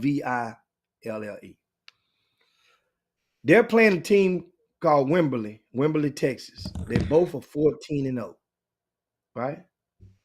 Belleville is the team that beat Silsbee like 61-7 a couple weeks ago. Yeah. This Belleville team has outscored their opponents this year. Ready for this? 758-76. They're in Class 4A, Belleville. Look here, man. These dudes right here. Now, meanwhile, the team they play in Wembley, in the playoffs, they've outscored their opponents in the playoffs 218-34, which ain't chopped liver. This is going to be a very, very good game, which it will be played in Pflugerville at a neutral site. And that Belleville team is something to watch. Keep an eye on them as well. But also you got NFL this weekend. You got the Texans playing the Jets. The Texans are playoff contenders right now, and one game behind Jacksonville. Jacksonville holds the tiebreaker, so really the Texans are really a game and a half behind them because of the tiebreaker, which Jacksonville. No, they both of them won. It won 1-1. I thought we lost to them. I thought Texas lost to them the first time. No, we won the first time, and down there they beat us here. Oh, okay. So we're in good shape then. We're in good shape. Oh, yeah. Okay. So now, of course, one game behind. Jacksonville lost their quarterback. Sunshine is out. Is he out for the year? I ain't even kept up with Sunshine. You know, he got that lineman fell on his, I saw it on the back of his leg. He stepped on his leg. Yeah. I think it's a high ankle sprain or something, but I don't know how long he'll be out. But when I say out for the year, I mean out long enough to determine or to not equate to wins. That could help. That's good news for Texans. They hold their own fate. They playing the Jets. Hell, I heard yesterday the Jets cut a player or waived a player, and the Texans picked him up 2 days ago. The hell, the Texans won with anybody off the Jets team. The playbook, the game plan. They've already for the Jets. I mean, Jimmy, the Jets is the worst. That's a trap game. Yes, a trap game. The Texans picked this boy off waivers. I can't think of his name. And every time that kind of stuff right there happened, it backfired with everybody who tried to do those slick shit like that. That bum. Hey, for him getting cut, that means he wasn't listening in practice anyway. So how in the hell he ain't got that playbook? They erased that shit off that iPad. If I'm not mistaken, he might be an offensive lineman. Well, I take that. Because that's something that whatever it is, the position. So, and one of you guys that are watching, you can I ain't chime even in. Yeah. So, but all eyes will be on Sunday at 7:20 p.m. when the Philadelphia Eagles visit the Dallas Cowboys for a key division game on Sunday night. So that's going to be a high ticket game. Don't get it twisted. That Buffalo Kansas City that played in the afternoon. That game now is going to be intense. I'm expecting to be intense as well. Buffalo is not meeting expectations this year. It done lost its fizzle though. Yeah, I'm not. Somebody started leaking stuff out of the locker room, and you could tell. And remember when the Stephon Diggs stuff was going on early in the year, and people was leaking stuff out about him feeling some kind of way about this and that, and that means somebody is purposely leaking. You can leak to help somebody, but that was leaking to hurt, and it worked because it knocked loose the chemistry and the mojo of this Buffalo team. Oh, Buffalo, yeah. I mean, the dude just throwing too many damn interceptions. That's all it is. That mother, he can't keep throwing it to the other team. trying. That's the thing regarding Oh, that. Jimmy, And they so, signed and the dude also, to the practice squad though. that's what I'm saying. It's for free. They got him for free. They got him for pennies. But know what they got? They got intel. That's the modern day version of getting of the Michigan coach who got fired or resigned from the And I just sideline seen so many instances of cheating that. scandal. People go off the next team, the next week they go somebody and man get their head tore off trying to go by that old intel. You better play. You better go with what you know. They're gonna get something out of him. Think about it, he ain't the happiest camper. He just got fired. You ain't the happiest camper. It's Christmas time. You done got waved at Christmas time. So guess what? You're gonna give up everything. They're gonna squeeze you and get all the juice they can get up out of you. Oh, they got another guy then. So, okay, this guy from the Texans. Oh, they got a jet too. Okay, it's a jet. So the Texans just need players then. This other guy, he gonna play. The one from the Jets, he playing. Okay, so the one from that's what I'm saying. They say that he Oh, he'll safety. somebody, Yeah, they need.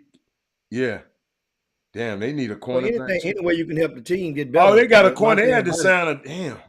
What the cornerback? See, I ain't been. Their cornerbacks been getting hurt. See, they pissed me off because channel 11 won't play on my cable right now, and I taped the game, and when I come home, it was just fuzz on the damn screen.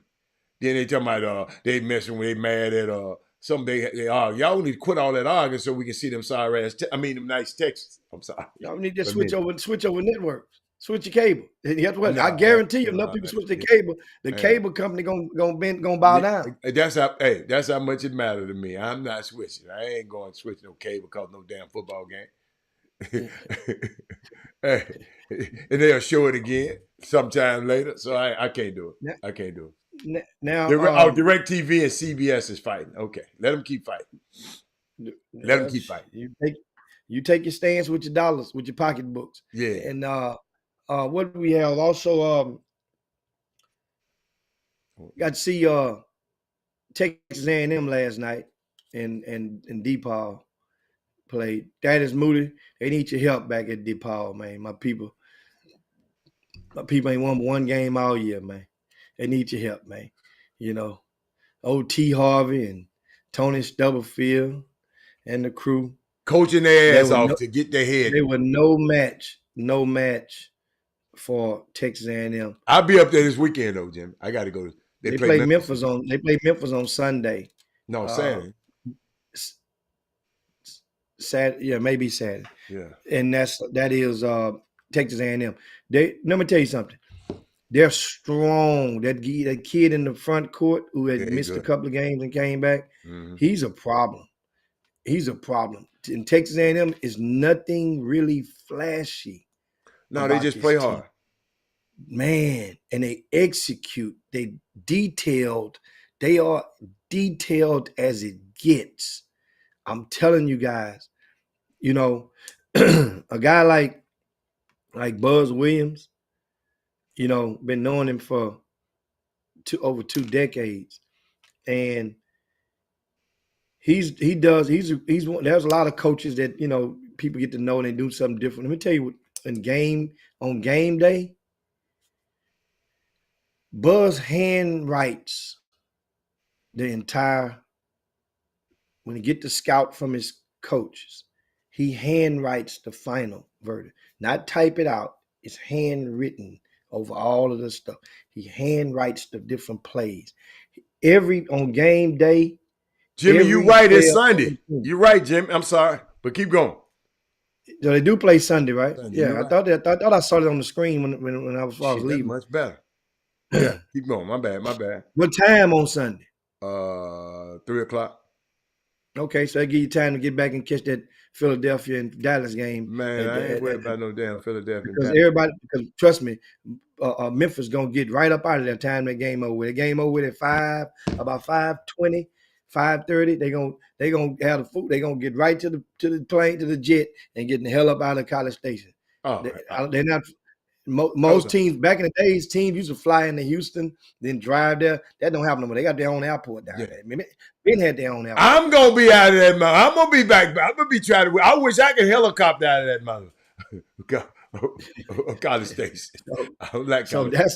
that's the ticket on that. And then Why is but that's DePaul in such bad shape?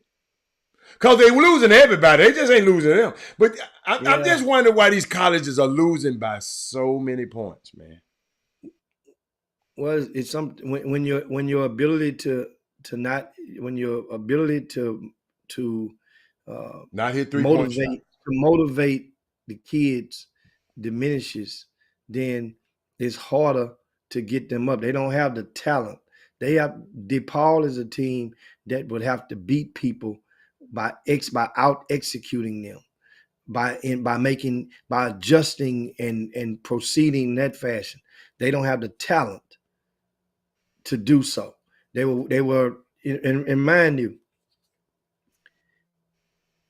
they against A&M. Understand, A&M was a top 20, top 15 team in the country. So against them, they were out, and especially on the road, it was like a money game from the get go. But for the most part, don't worry about it. I mean, those kids don't even look. I'm telling you, it's like you could tell they defeated the players. They're defeated on the bench. Well, was There's Rice no defeated? I wonder was Rice defeated too? Because Rice got beat by 1,000 by U of H last night. I didn't watch that game. I was about 36 last night. Let me tell you, that's about what you expect. They beat them how they were supposed to beat them, being a top 5 team 36? In the country, and you're not. Yeah, that's about right. That's about right, Adam. Think about it. That's 15. If you say they're gonna play one half, what you would think? They beat them. I'll give 15 points at the half. Well, 15 and 15 is 30, 30-ish. So and understand this situation in regarding to, let's say, with University of Houston, with Rice, expectations, and you seeing the guys that they are easily motivated. The fourth coach can motivate you. The third coach can motivate you. At the U of H, they're motivated. The crowd, whether you're on the road, they are easily, and they are seasoned and programmed. Ain't much sexy about watching University of Houston. Ain't much sexy about watching them play right now. They just. So what players? I see when I look at players. So you look at Rice team, you look at U of H team. Just look at the players alone. So it got to be coaching, because the players ain't that much different. Execution is. Remember, I did say that's the key. I said it's got to be coaching. Yeah. The execution is very much different when a person feels that they know what they're going to do, what they need to do to make this play become successful. And if it doesn't, then we're going to revolt to plan B. Okay. Execution. Okay, well, let's go. Since you keep on your execution. So tell me how Marquette beat the dog beat Texas by 1,000. 36. Marquette. I watched them play earlier this year when they played, I think, North Carolina. 19. And this Marquette, their guards, not only are they very good. What does that got to do with the beating Texas? Texas ain't got no guards. They're not that good. Not that good. So the University of Texas don't have better guards than lowly Marquette. Think about it. The University of Texas leading best guard was playing at Oral Roberts last year. I tried to tell you. They're not as good as these guards right here. These guards just did some damage to R.J. Davis a couple of weeks ago. These guards, and then you got to realize the motivation. Remember, I used that word, motivation. Shaka Smart didn't need no motivation to play against Texas. Anybody that loved Shaka Smart, that puts on a uniform, Marquette uniform, don't need no motivation. Don't need no extra. They already got it built in. We're going to do this for Coach. We know. We could tell by the way Coach looked at us all week about this game right here. We can't wait to play them dudes. And this is what you saw when you can motivate kids to buy in to what you are selling and what you are in the reach, what you're trying to reach. Oh, man, you got to – all the punches landing at the same time. That's what them. Hey, I heard Chris Johnson was in street clothes last night. Somebody just put that up there. And Oh, that really? is Moody. That is Moody. Sometimes you can throw, talking about Big East guards are tough. Well, then why the Big East guards just let the Big Ten guard, them big old, them do Wisconsin beat the brakes off Marquette. Not the brakes off them, but they beat the hell out of Marquette. By what? By 11 points. So I guess Wisconsin got Big East guards too, then, Thaddeus Moody. No, they got Big Ten guards. So the Big Ten guards are better than, because he tried to use that Texas Big East guard. But them same Big East guards got beat by Wisconsin player. So I guess Big Ten guards are better than. So that's why I said when people say stuff like that, man, come on, all this stuff's subjective. All this stuff's subjective.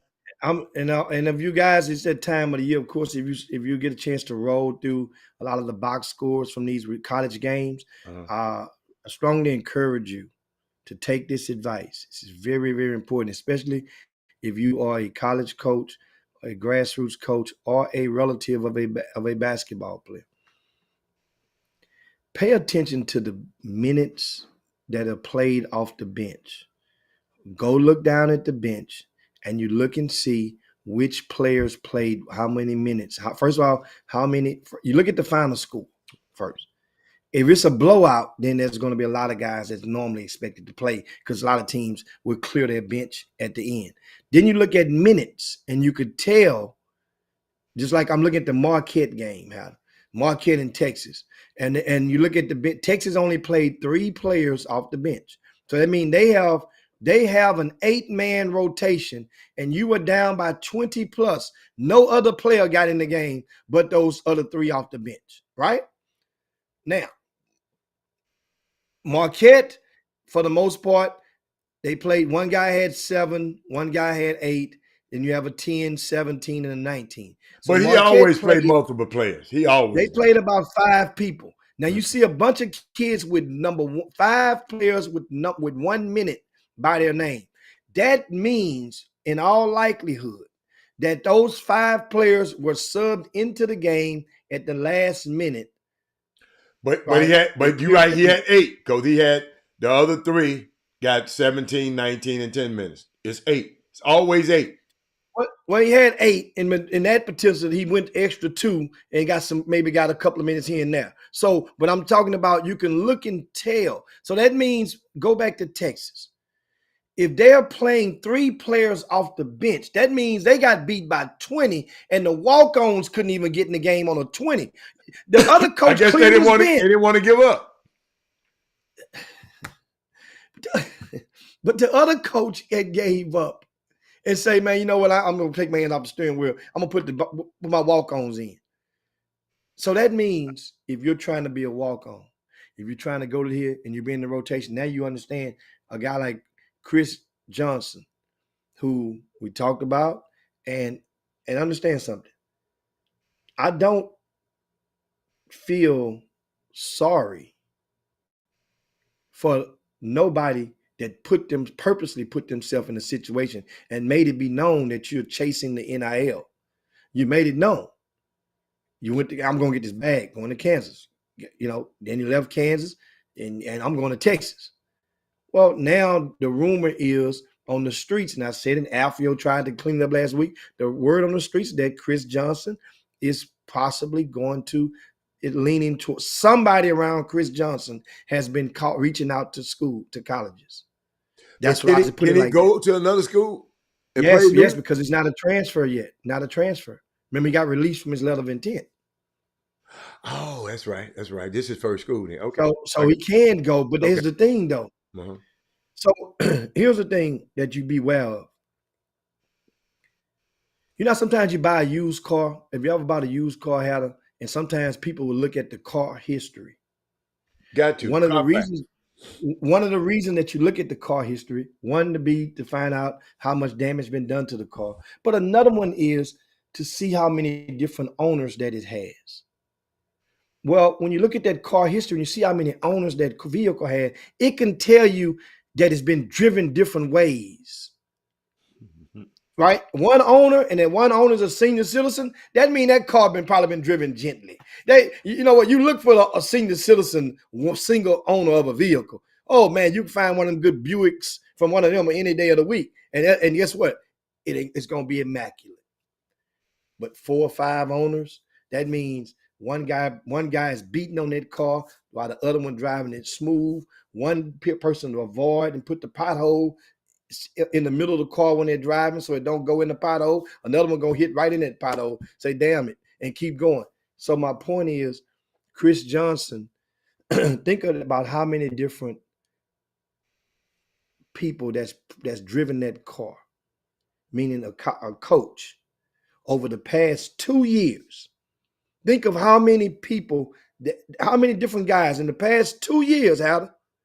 You had the head coach of Elkins High School, right?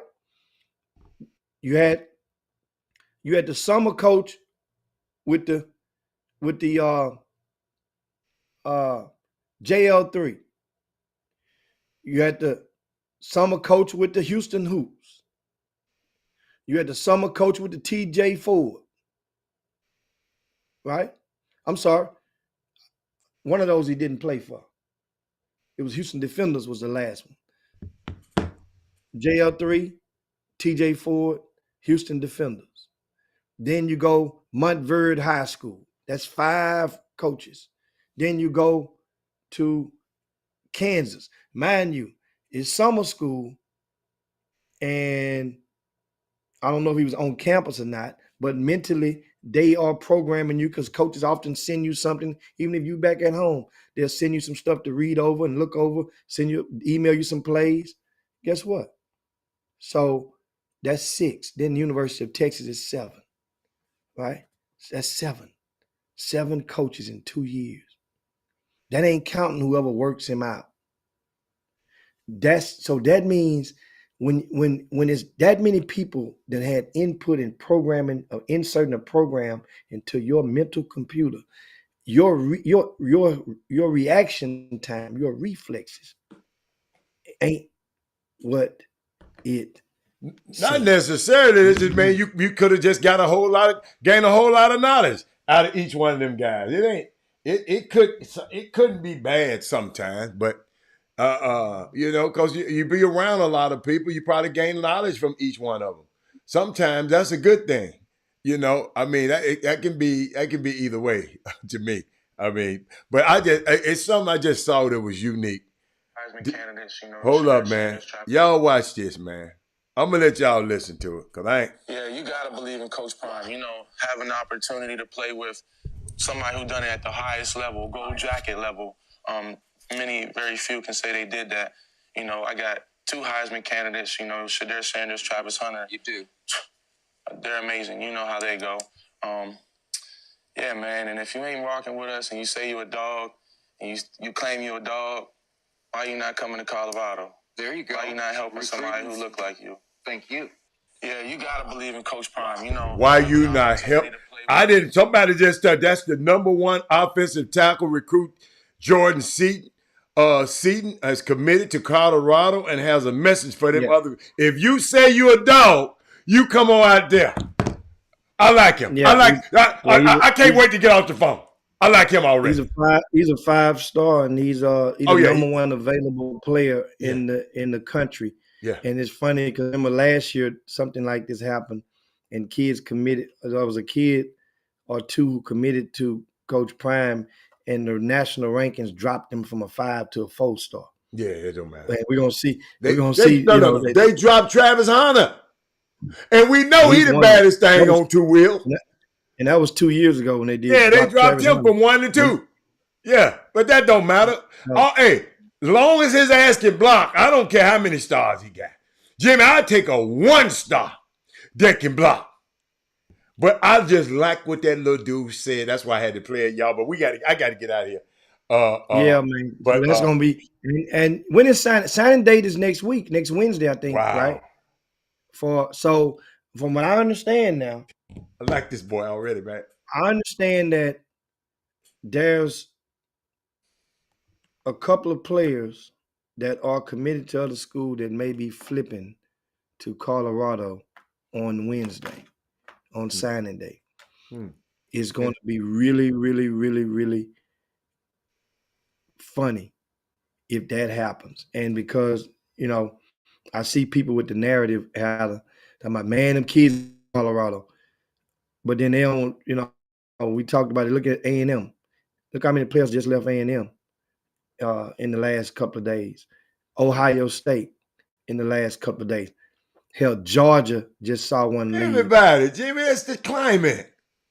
And exactly. Some leaving Prime. Prime had a few to leave. He wanted to leave. I mentioned them first. I mean, but it got some that put in the portal. And the thing is, that's happening everywhere. Everywhere. That's happening everywhere. We make it seem like, well, man, they leaving Dion. No, they leaving everybody.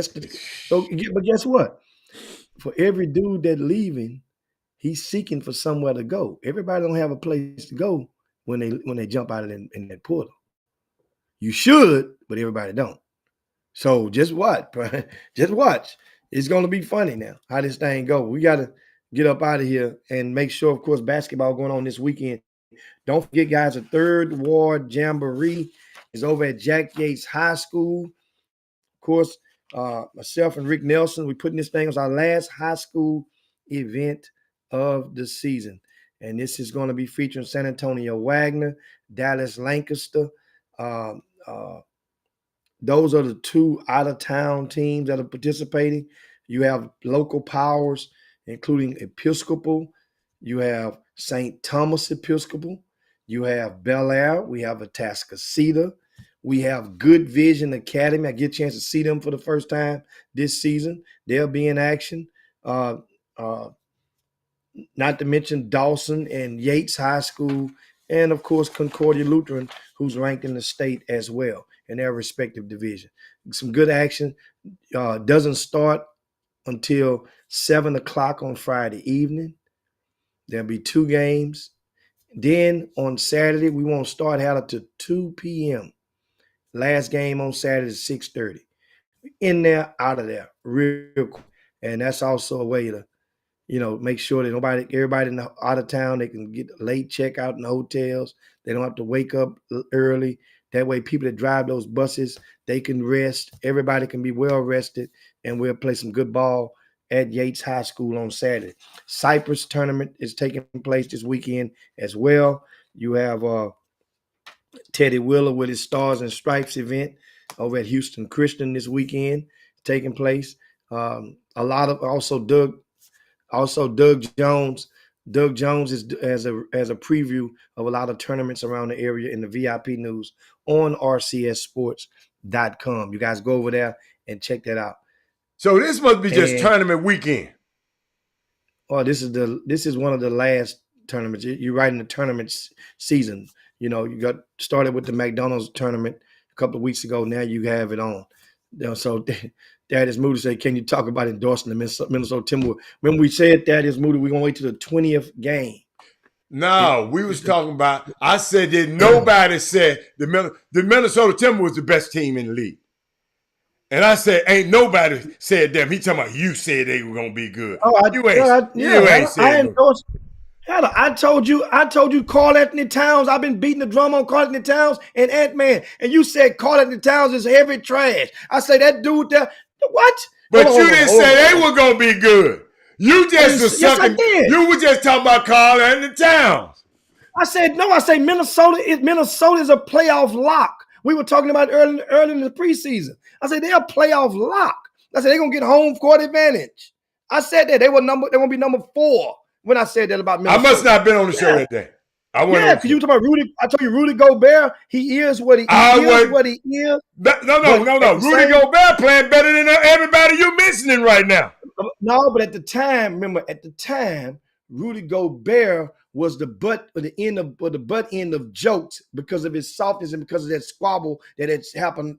I must not have been on the show because I ain't never heard you talking about they finna be locked. Because you don't never say nothing about no, because you always have wiggle room out of it. You just talk, man, you got to watch out. You ain't said lock. No, you ain't said lock. That was the same day that we were talking about when you said that the Rockets were. I guarantee. Yes, I did. And I said it was 2 teams. You said they ain't. I said No, I said Sacramento and I said Minnesota. I said, man, the Sacramento team is playing good, man. I like, they hadn't even started the season yet. I said, man, I like what I'm seeing with these dudes right in the preseason. And I'm liking the attitude of them dudes. And guess what? How many games was in the season? I'm going to go find the tape. How many games were we in the season? We had just started. It couldn't have been no more. If the worst case scenario. Hey, man, talking about thank you. That is mood. Ain't no use you saying thank you. I don't remember him saying that. Yeah, I was definitely on that Minnesota. Jimmy ain't no receipt. You got to go back and get the film. I got to hear the film because I know he ain't said it like that. I know you ain't said it. I'm going to go find it. Of course, it didn't say exactly the same. I know you didn't, Joe. I definitely projected and was. You didn't project them being the best team in the damn league. That's what. No. Jimmy, hold up. Jimmy, whoa. Jimmy, that was the question earlier. And then that is movie said, Jimmy did. Oh, Mr. Jimmy did. That's what he said. So I said no. I say they were a lock for the playoffs. Okay, but that is moody to act like, yeah, I said, who would have thought? Which one of y'all had of Minnesota Timberwolves being the best team? That's what we said. I said, my question was, who was the best team in the NBA? And Minnesota Timberwolves. And I said, ain't nobody thought that. Jimmy did. That is moody. Oh, Jimmy did. And I said, oh, Jimmy didn't say that. Hell no. No, we didn't. No. And right now, number one in December don't even equate to number one in February. Nevertheless, number one in June. Moody. But at the same time, I definitely. Hey man. I'm sorry, y'all. Jimmy, you got to see this. Man, what Draymond Green did to them boys? Man, hold up. He came off trying to shake the young boy hand with Kuminga when he came out of the game.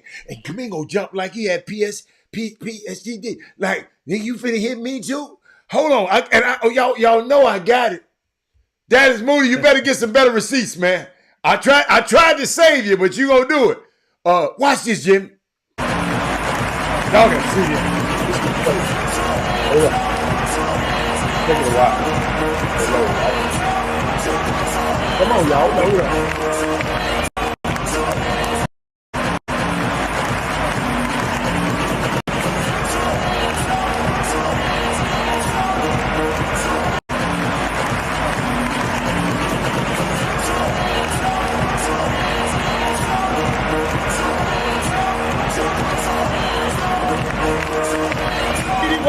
Draymond scared the hell out of them little babies, man. That man finna hit me like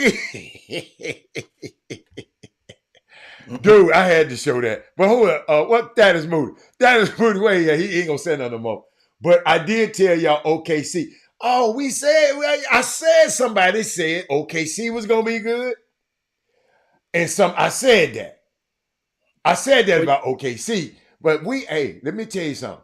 Hey, Jimmy, I'm going to tell you something. Paul Miranda heard me say that as well. He remember. He appears he remembered that I said that about the Minnesota. I was on the. Now, once again, we wasn't talking about the discussion at the time. Wasn't who's the best team. Yes. We were discussing who was going to be in, because that was a conversation that we had that on that particular day. Because you were saying that, and I said that the Rockets would probably fight for that team. No, you said the Rockets ain't gonna make it. And I said I guarantee. No, see how you weasel? Quit weaseling, man. But Alan, the 10th spot ain't making the playoffs. Jimmy, I'm past the 10th spot right now, Jim. The Rockets ain't the playoffs. They in the 8th spot now. I'm putting them. I'm amending my constitution. They in the 8th spot now. The 8th spot now don't equate to the 8th spot in February. Jimmy, I said no. I'm talking about in February when the season is over. The Rockets is in. I'm all in with Emmy, man. Emmy Adoka. Hold up. I'm gonna be like Paul McGrath. Jimmy. Hey, I'm Emmy. Emmy, he's our guy. He can't do it. Nobody can. I'm Emmy Adoka, man. Jimmy, you see what they did to Shake Alexander last night? Huh? Shay got on that bus set, man. I don't want no parts. Nobody on that team. Who's in the 8th spot?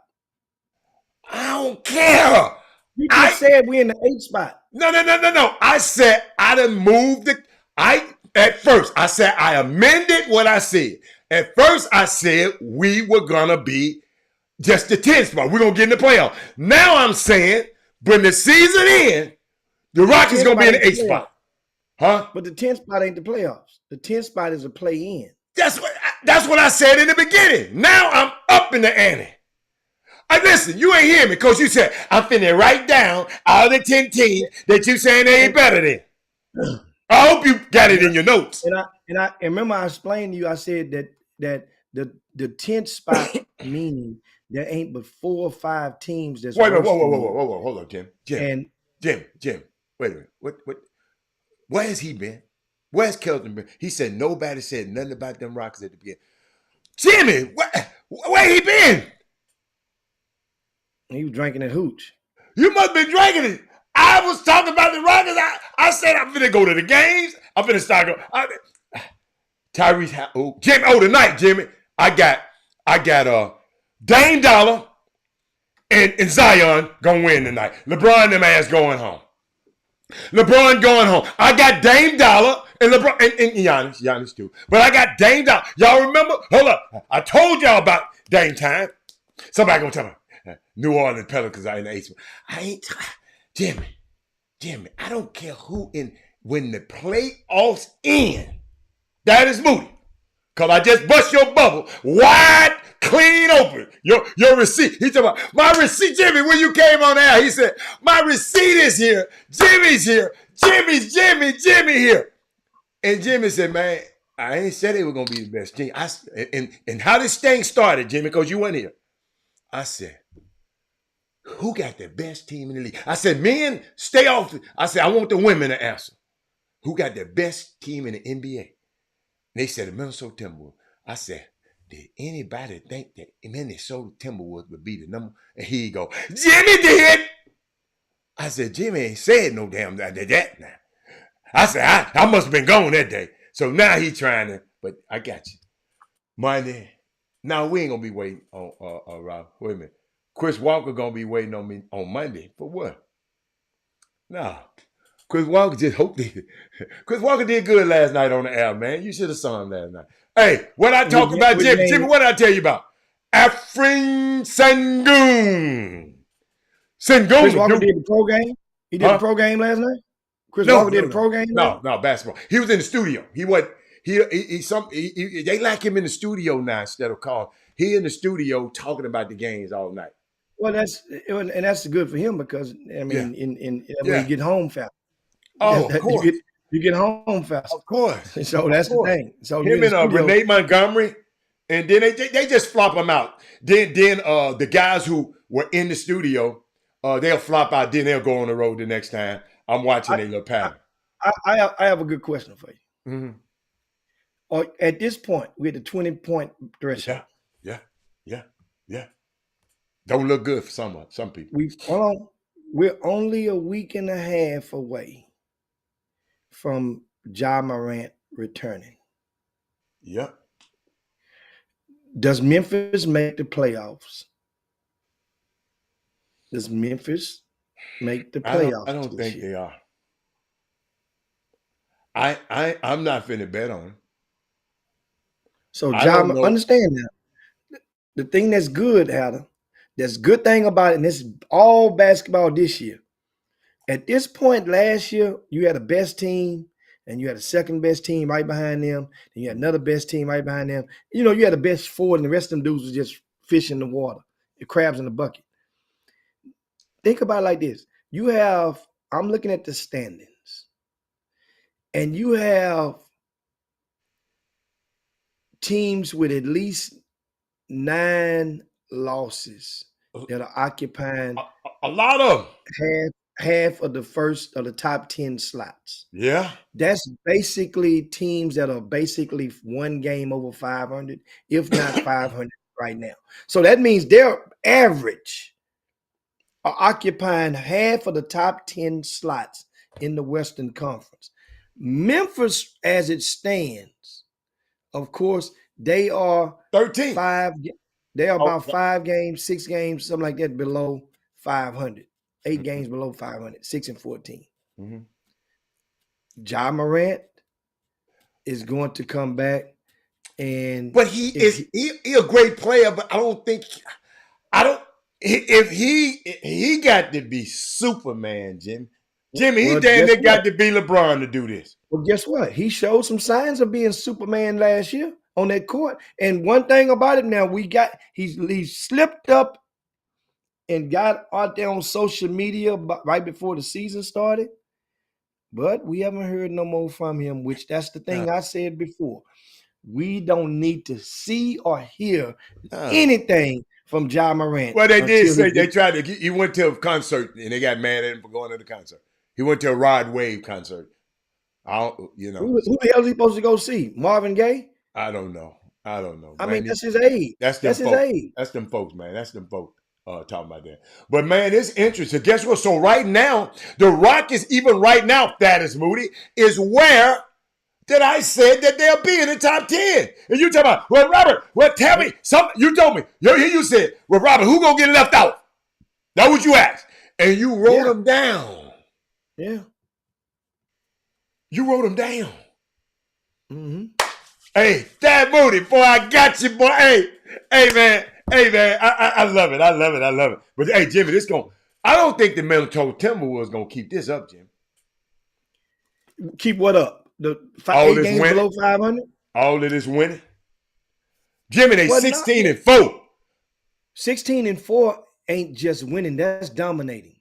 Understand? That's 20 games. That's 20 games. And I've been to a couple of games in that Target Center that they play in downtown of Minneapolis. I mean, ain't nothing else to do down there. But I mean, during basketball season. What? So ain't nothing else to do in basketball season. What? In Minnesota? What you gonna do? Prince ain't coming to that door no time soon. Wait. Hold up. It ain't nothing for you to do. Hey, next time you're there, call Big Daddy. I have you right. Look, Fran Talkington ain't coming to that door no time soon. Hey. Robert Smith. Jimmy, you don't understand, Jimmy. It's Twin Cities up there, man. You was up there with the militant crew the last time. Kirby Puckett ain't coming to that door no time soon. Chuck Knobloch ain't coming to that door no time soon. Jimmy, you just don't. Yeah, you ain't been to Minnesota. You've been to Minnesota. You was with the guys who was on the militant and on the joint. Yeah, Jimmy, let me tell you something. Twin Cities. That's all I'm gonna tell you. They got 2 cities, Jimmy. Wait say Amar Rashad ain't come to that door no time soon. He ain't come to that door. He said Amar Rashad ain't come to that door no time soon. Jimmy, hey, Kevin Garnett. Kevin Garnett ain't come to that door no time soon. You go to Minnesota with me and see what happens. Kevin Garnett. You go to Minnesota. Hey, Kessler, you don't know where I begin. Oh, yeah, I got some Garrett's popcorn coming soon. Thank you, Thad Moody. I love you. I sure need some, too. Man, I need some Garrett's popcorn right now. Oh, man, I'm crying laughing. Hey, man, let me tell you something. We'll do it on Monday. We'll go through this NBA because I didn't realize it was 20 games. Oh, it's 20 games a day. Yeah, but we'll go through. But no, tonight. Who you got tonight? I'm going with the Lakers tonight, and I've been agree. Remember, I've been down with Milwaukee. Remember that now. You know that. I was down with them when De La Dover went there. Even though it was joking. Well, I'll let you come on my team. You can. I ain't mad at you. I ain't like you. No, you just got on the team because of Dame Lillard. Yes. Stop. Yeah, I said that. You just got in the car. You back there in the 3rd seat of this SUV. You back in the 3rd seat. I agree with you. I concur with you. You're absolutely right. When I said, when Dollar came, I'm coming. What is Middleton doing? Heavy. He playing? I can't say it. I'm not gonna be like that dude. He not playing? Yeah, he's playing, but he's just a shell of himself. I'll put it like that. Is that not talking negative about nobody? You know what? Remember, I was with him the day before he signed this new deal. Well, he got the new deal. They faxed it to you, so I don't know how but the day before he signed a new deal. Remember, it was at Top 100 camp this summer. Oh yeah. And that was the day before. And So they signed they signed his injured ass to a new contract. Yeah, we was at Top 100 camp when he signed This year or the year before? That was this year. That was in June. Damn. We was in Orlando together. He's a shell. He like Klay Thompson right now. Because I was just talking with him, and he was his team that he was coaching. Remember, he was one of the coaches, the camp counselors coaching the team. And so we had a staff meeting that night where a lot of the scouts go and sit with the coaches and let them know who some of these kids are that are on different teams. So that way, and kind of let them know, recommend who to play together, or who to, your starting five, or who at least, that way you figure out, kind of let them know this guy here is this guy is that. Otherwise it could become embarrassing because those pros would get those kids and not understanding who one of them might be, and you ain't doing right in that first practice, and they're gonna put your ass as the 11th guy, and that might be embarrassing because you ain't giving all effort. So that way you got to let them know the politics of the game. Hey, this guy here, we want him to be in the first group. Then that way now the next team know, put this kid in the first group, so that first groups will go against first groups, and the scouts can get to see the matchups that a lot of them want to see. That's how you do. Otherwise, you're gonna put your kid in the second group thinking about winning, and this camp ain't about you winning primarily. It's about seeing some matchups first. That's primarily. Winning is secondary when you go to camp. And that's the kind of like, so I was just talking with him. He didn't say nothing about this deal. And I almost asked him, Jim, but I said, man, I don't really know him like that. He's a shell of himself. But he a cool cat, though. If he was better, this team would be much better. They trying to blame they'll have Minnesota's record. But guess what though? They ain't bad. They right behind the Boston Celtics, homeboy. They are half a game out of first place. So they ain't bad, but he just still ain't playing that great. Dame Dollar is just not. You remember, Jamie, I came in the beginning of the season. I don't know if I said, how do you guard? I was asking all the coaches, how do you guard that pick and roll? So they wasn't playing that well. They then I found out they wasn't running the pick and roll that much. And that because Giannis, y'all, it's just a lot of, he's just a talented player, but it's a lot of stuff about the game he just still don't understand yet. And but they playing good though. They 15-6. That ain't bad. That's not bad. That's good. The thing about it is they're defending their home record. Nobody has a better home record than Milwaukee Bucks right now. Okay. Nobody has a better home record. Oh my God, yeah. Oh yeah, Minnesota 10-1 too, Jim. They have a better record.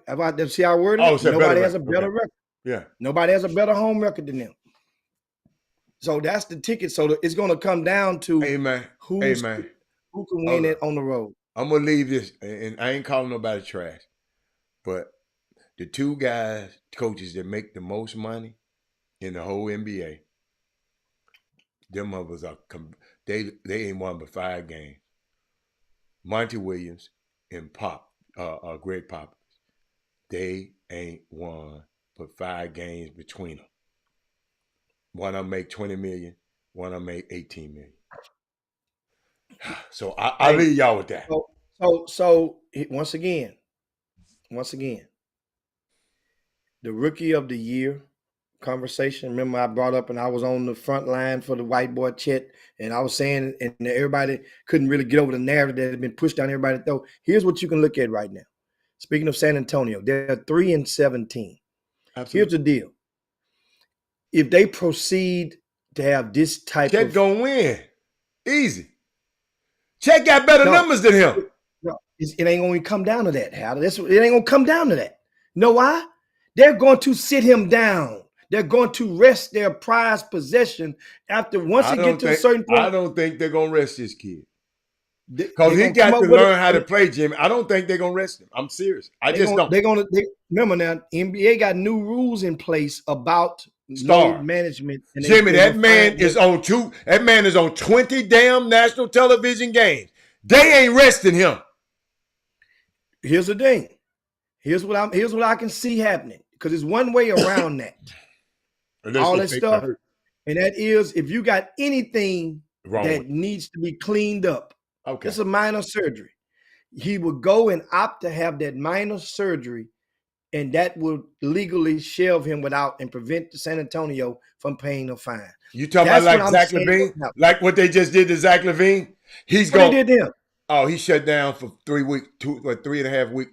Hold up, We Jimmy. don't want to be there. We No, don't no. want to be Hold there. up, hold up. His feet hurt. His feet messed up. So guess what? Just in time for guess what? The trade variables for Rudy Hachimura and what's the boy name? D'Angelo Russell. Everybody, hey, hold up. Soon as he gonna be coming back at the same time, and guess who represents him? Rich Paul. Who is him? You say represent him? Zach Levine. Zach Levine's injury gonna come back and coincide right during the 15th, December the 15th, deadline, December the 20th. You can't, because they just did the deals that they got. You can't trade them deals until December the 20th, 15th to 20th. And I'm talking about Rudy Hachimura and D'Angelo Russell. I'm just giving y'all hypothetical right now, right? Zach Levine is a clutch client. Rudy and this boy is not. So he going out there to play LeBron. Let's get out of here, Jimmy. He going out there. Hey. I don't want LeBron to win. I don't want them zombies. I want them to get their ass whooped tonight by my boy, Zion Williamson. That's my boy. You can have that little skinny one. Remember, Zion ain't the one I'm worried about. Who? Brandon Ingram and McCollum is who I'm worried about in regarding that game. What? McCollum and have you Brandon looked at Zion's numbers? What, he had 10 points last game? Have you looked at his numbers? I ain't talking about no last game. You're only as good as your last game. Okay. You're only as good as your last. Okay. You're only as good as your last. Okay. Zion, they ain't got no back. LeBron, he gonna hit LeBron old ass in their chest. And LeBron. And they're gonna get LeBron the call. Yeah. Soft ass. Well, that's one foul on him. Hey, what Emmett Madoka said? Man, you bring your soft ass over. Oh, soft ass. Get your soft. Say, man. Shannon Sharp really showed just how much he loved That LeBron man there Lakers, will. man. That man there will. Shannon Sharp. I hope LeBron don't get naked around that man. Shannon Sharp went in on Emmett. Coach, listen to me. Dude, I heard him. I got it on tape. About his gal. You went it, dude. He went and called that gal. He said you got with one and you messed up. Yeah. But Shannon ain't got that. He ain't lost his woman. He lost his job, dumbass Shannon. He should have told you lost your job for that. That's what he did. He lost his job. He didn't lose his wife. He woman because they wasn't together no way. But Shannon don't know that. But Shannon, what he was. LeBron better not get naked around Shannon. Ain't no telling what Shannon might do to LeBron. Shannon might rape LeBron. Man, I'm telling you. Man, you don't like no man like that, man. You don't like no man like that. Man, I even let y'all get on James sometime. This man here talking about, you should have told him, talking about when they go low, I go to the basement. He said that. He said, I ain't sell a bump. Man, hey, Shannon, man. Doris said Shannon gonna mess around and get pregnant by LeBron. Doris, I like that one. We go, hey, LeBron. Oh, LeBron hitting pointing at Bronny. See, that's the only time I love LeBron, because I love Bronny. I ain't gonna lie, I love Bronny. I can't. I love LeBron. They treated me nice when I went out. Jimmy, when I went out to Sierra Canyon, Jimmy. Hold up. Now I know. Now y'all know I was standing. Jimmy, I can't pull it up. 1 million people outside Sierra Canyon, right? But I didn't realize Juju Watkins, she hit 60 that night. She was in the. I didn't know. I came to see Ashton and Bronny. I didn't know Juju Watkins, so I pulled up, Jimmy. Everybody can't get in, right? So you know I am. I'm saying, okay, let me walk up to the front. Because I know I don't supposed to be back here. I walked up there, told the lady, I said, could you come here a minute? I said, my name is Robert Hatter. Is it? I don't know what the process here. Mr. Hatter, we've been waiting on you. Jimmy, Jimmy, you know how you, Jimmy. I look back at them other folks. I see y'all later. I'm in here. Come on, man. You just said about leadership. You're supposed to grab one and pull one of them in with you. I didn't know none of them. I did that, man. I see one. I try to pull one in with me, man. I ain't talking to nobody that line. Jimmy, all I knew is I said, Robert, work yourself up to the front. That lady said, we've been waiting on. And Jimmy, guess where they put me? Right there. Right, center court, Jimmy. I said, wow. Savannah at Savannah on this side. I had your Kenya Martin. He come to all the damn game. Who else? Dude, I think I showed people the video, but it was I had fun. Sierra Canyon, that's my favorite school, high school. Other than the Houston school. Now, what else you got to show before we get out of here, Jimmy? 2 questions. What you mentioned Ashton. Is he playing or they gonna redshirt? He started yesterday, Jim. He started the other game. He bad mother, Jimmy. Really? Bad mother. Hey, Ashton? Bad mother. Excuse me. Bad. Ashton started? Bad. Hey, Ashton Hardaway, y'all. Y'all better buy stock now. That's all I'm telling you. He ain't like Jaden. This ain't Jaden. Ashton is there. Ashton's 6'8", Jimmy, and can shoot the damn piss out of it. Now, when is Mikey Williams going to? Man, they ain't even talking about that right now because he ain't finished yet, Jimmy. His court, he got to finish this. It's probation stuff. He got to do all of these classes, and then it'll be cleared. Then he'll be cleared to be, and then they got to find out. Penny wants him, but we don't know whether or not the school gonna bring him in. Yeah. No, I ain't taking nobody in there with me. Hey, hold up, Jimmy. Jimmy, let me help them, Jimmy. I said I was at Sierra Canyon. Jimmy, can you explain to them, the people who were waiting outside in Sierra Canyon, they wasn't at the boycott or in the boycott move. Jimmy, the people were standing outside at the Sierra Canyon game. If y'all know, hey, go Google Sierra Canyon. Didn't nobody look like me was outside. So, I just watched the movie Boycott. Didn't nobody look like me that was standing outside. Then how J.J. Taylor doing? On the bench. Who else? Let's see. I'm just letting you know, on the bench. But Ashton gonna be good, man. Jimmy, Ashton gonna be good, man. He just know how to play. He just got a great feel for the game. You know, best thing he did is got out of crazy ass Dallas around all them and went out to Sierra Canyon. Best thing ever happened to him. Well, he was already in California. He just came to Dallas. Well, I came to Dallas, but get away. He was smart enough that you know how some parents just stay. Mama said, "Okay, let's go. Come on, son, let's go." Well, he had won the state championship. That was the game that he got. Let's go. He came there for. Let's go. You know, I ain't never heard him talk about no state championship no more. He trying to win an NCAA championship right now though. But I'll be able to see him this weekend. They're gonna play against what you call? Yeah, but he started the last game. Yeah. And then the other boy for Memphis played at U of H. Boy, it's amazing. When you think about U of H and you think transfer portal kids come and go. Who had Memphis to play at U of H? Didn't Caleb Mills play at U of H? I forgot about him. He was a starter at U of H. I forgot about it. Yeah. But he'd have been to Florida State. That might have been around the world since then. Still been around the world. Jimmy. Dude, he played at U of H. Just why you leaving? U of H. Huh?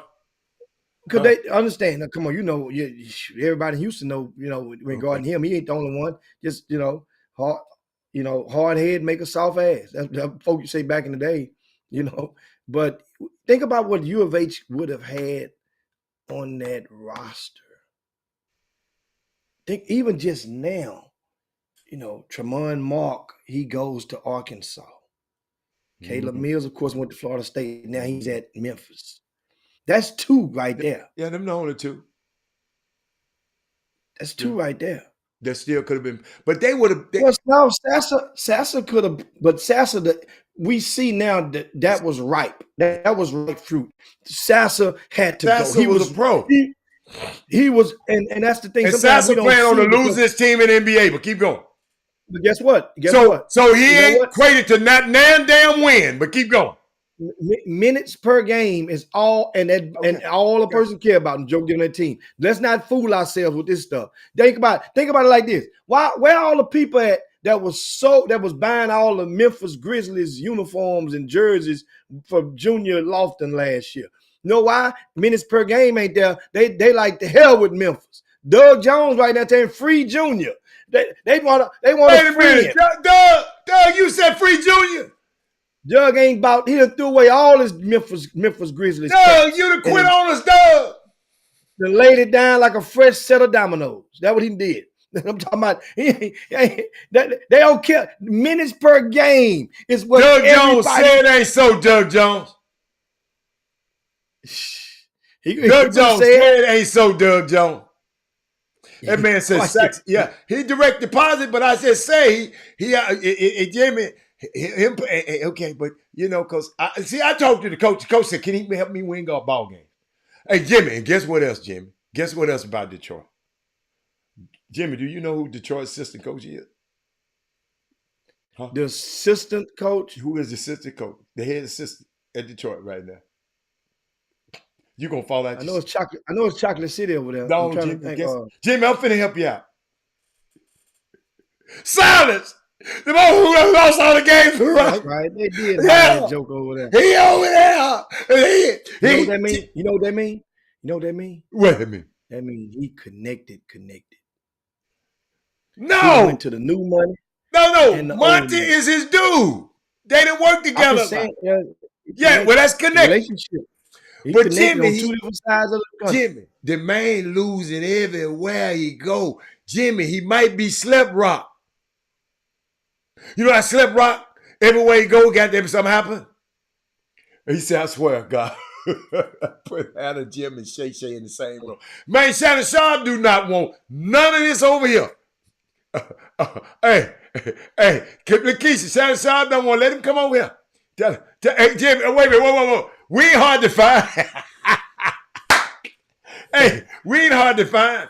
But damn, it better not be. Hey, I got to go, Jimmy Stewart. God damn. I got to go, y'all. I got to go about it too. Sure. Okay.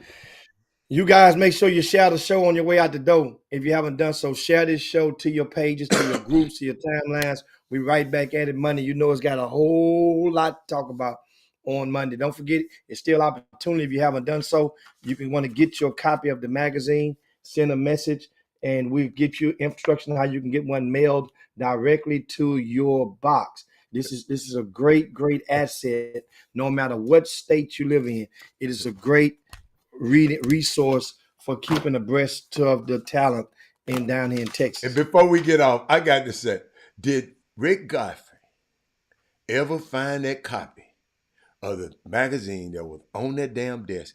Because if I she keep ringing in my head, he said that 1,000 damn times at the Hoops Giving. Somebody, please, I hope somebody return his copy. He said that copy was for this desk. If somebody, please, did he ever find that copy, Jim? I'm not sure. Okay. I'm not sure. Okay. No wheels, no Adam. Out of here. We 1 hour closer to North Shore and Summer Creek opening up a can of whoopers. When they start? When it start? Saturday afternoon. Okay. And we 1 hour close. Paul Miranda. That's who got it. Frank got that there. Frank was close to the scorer's table, Jimmy. Frank got that there. Frank got that. You know what? That's who got that magazine. I got it. Okay. I done found him. Rick Godfrey. You know what? Huh? One thing about Frank, you can take him out of Mississippi, but you can't never, ever take the Mississippi out of him. Hey, because he gonna put on that damn referee shirt and walk in there and ain't gonna call damn game. I'll see y'all later, man. Man, we gone, man. Peace. We up out here. Jim Hicks, Rob Hatter. You are now tuned in to the Chop Shop. I'm Retro. Let's get it. We in the Chop Shop. We live in the Chop Shop. We talking sports talk. We live in the Chop Shop. We in the Chop Shop. I'm talking sports talk. So turn your dials up. It's live in the Chop Shop. We in the Chop Shop. We live.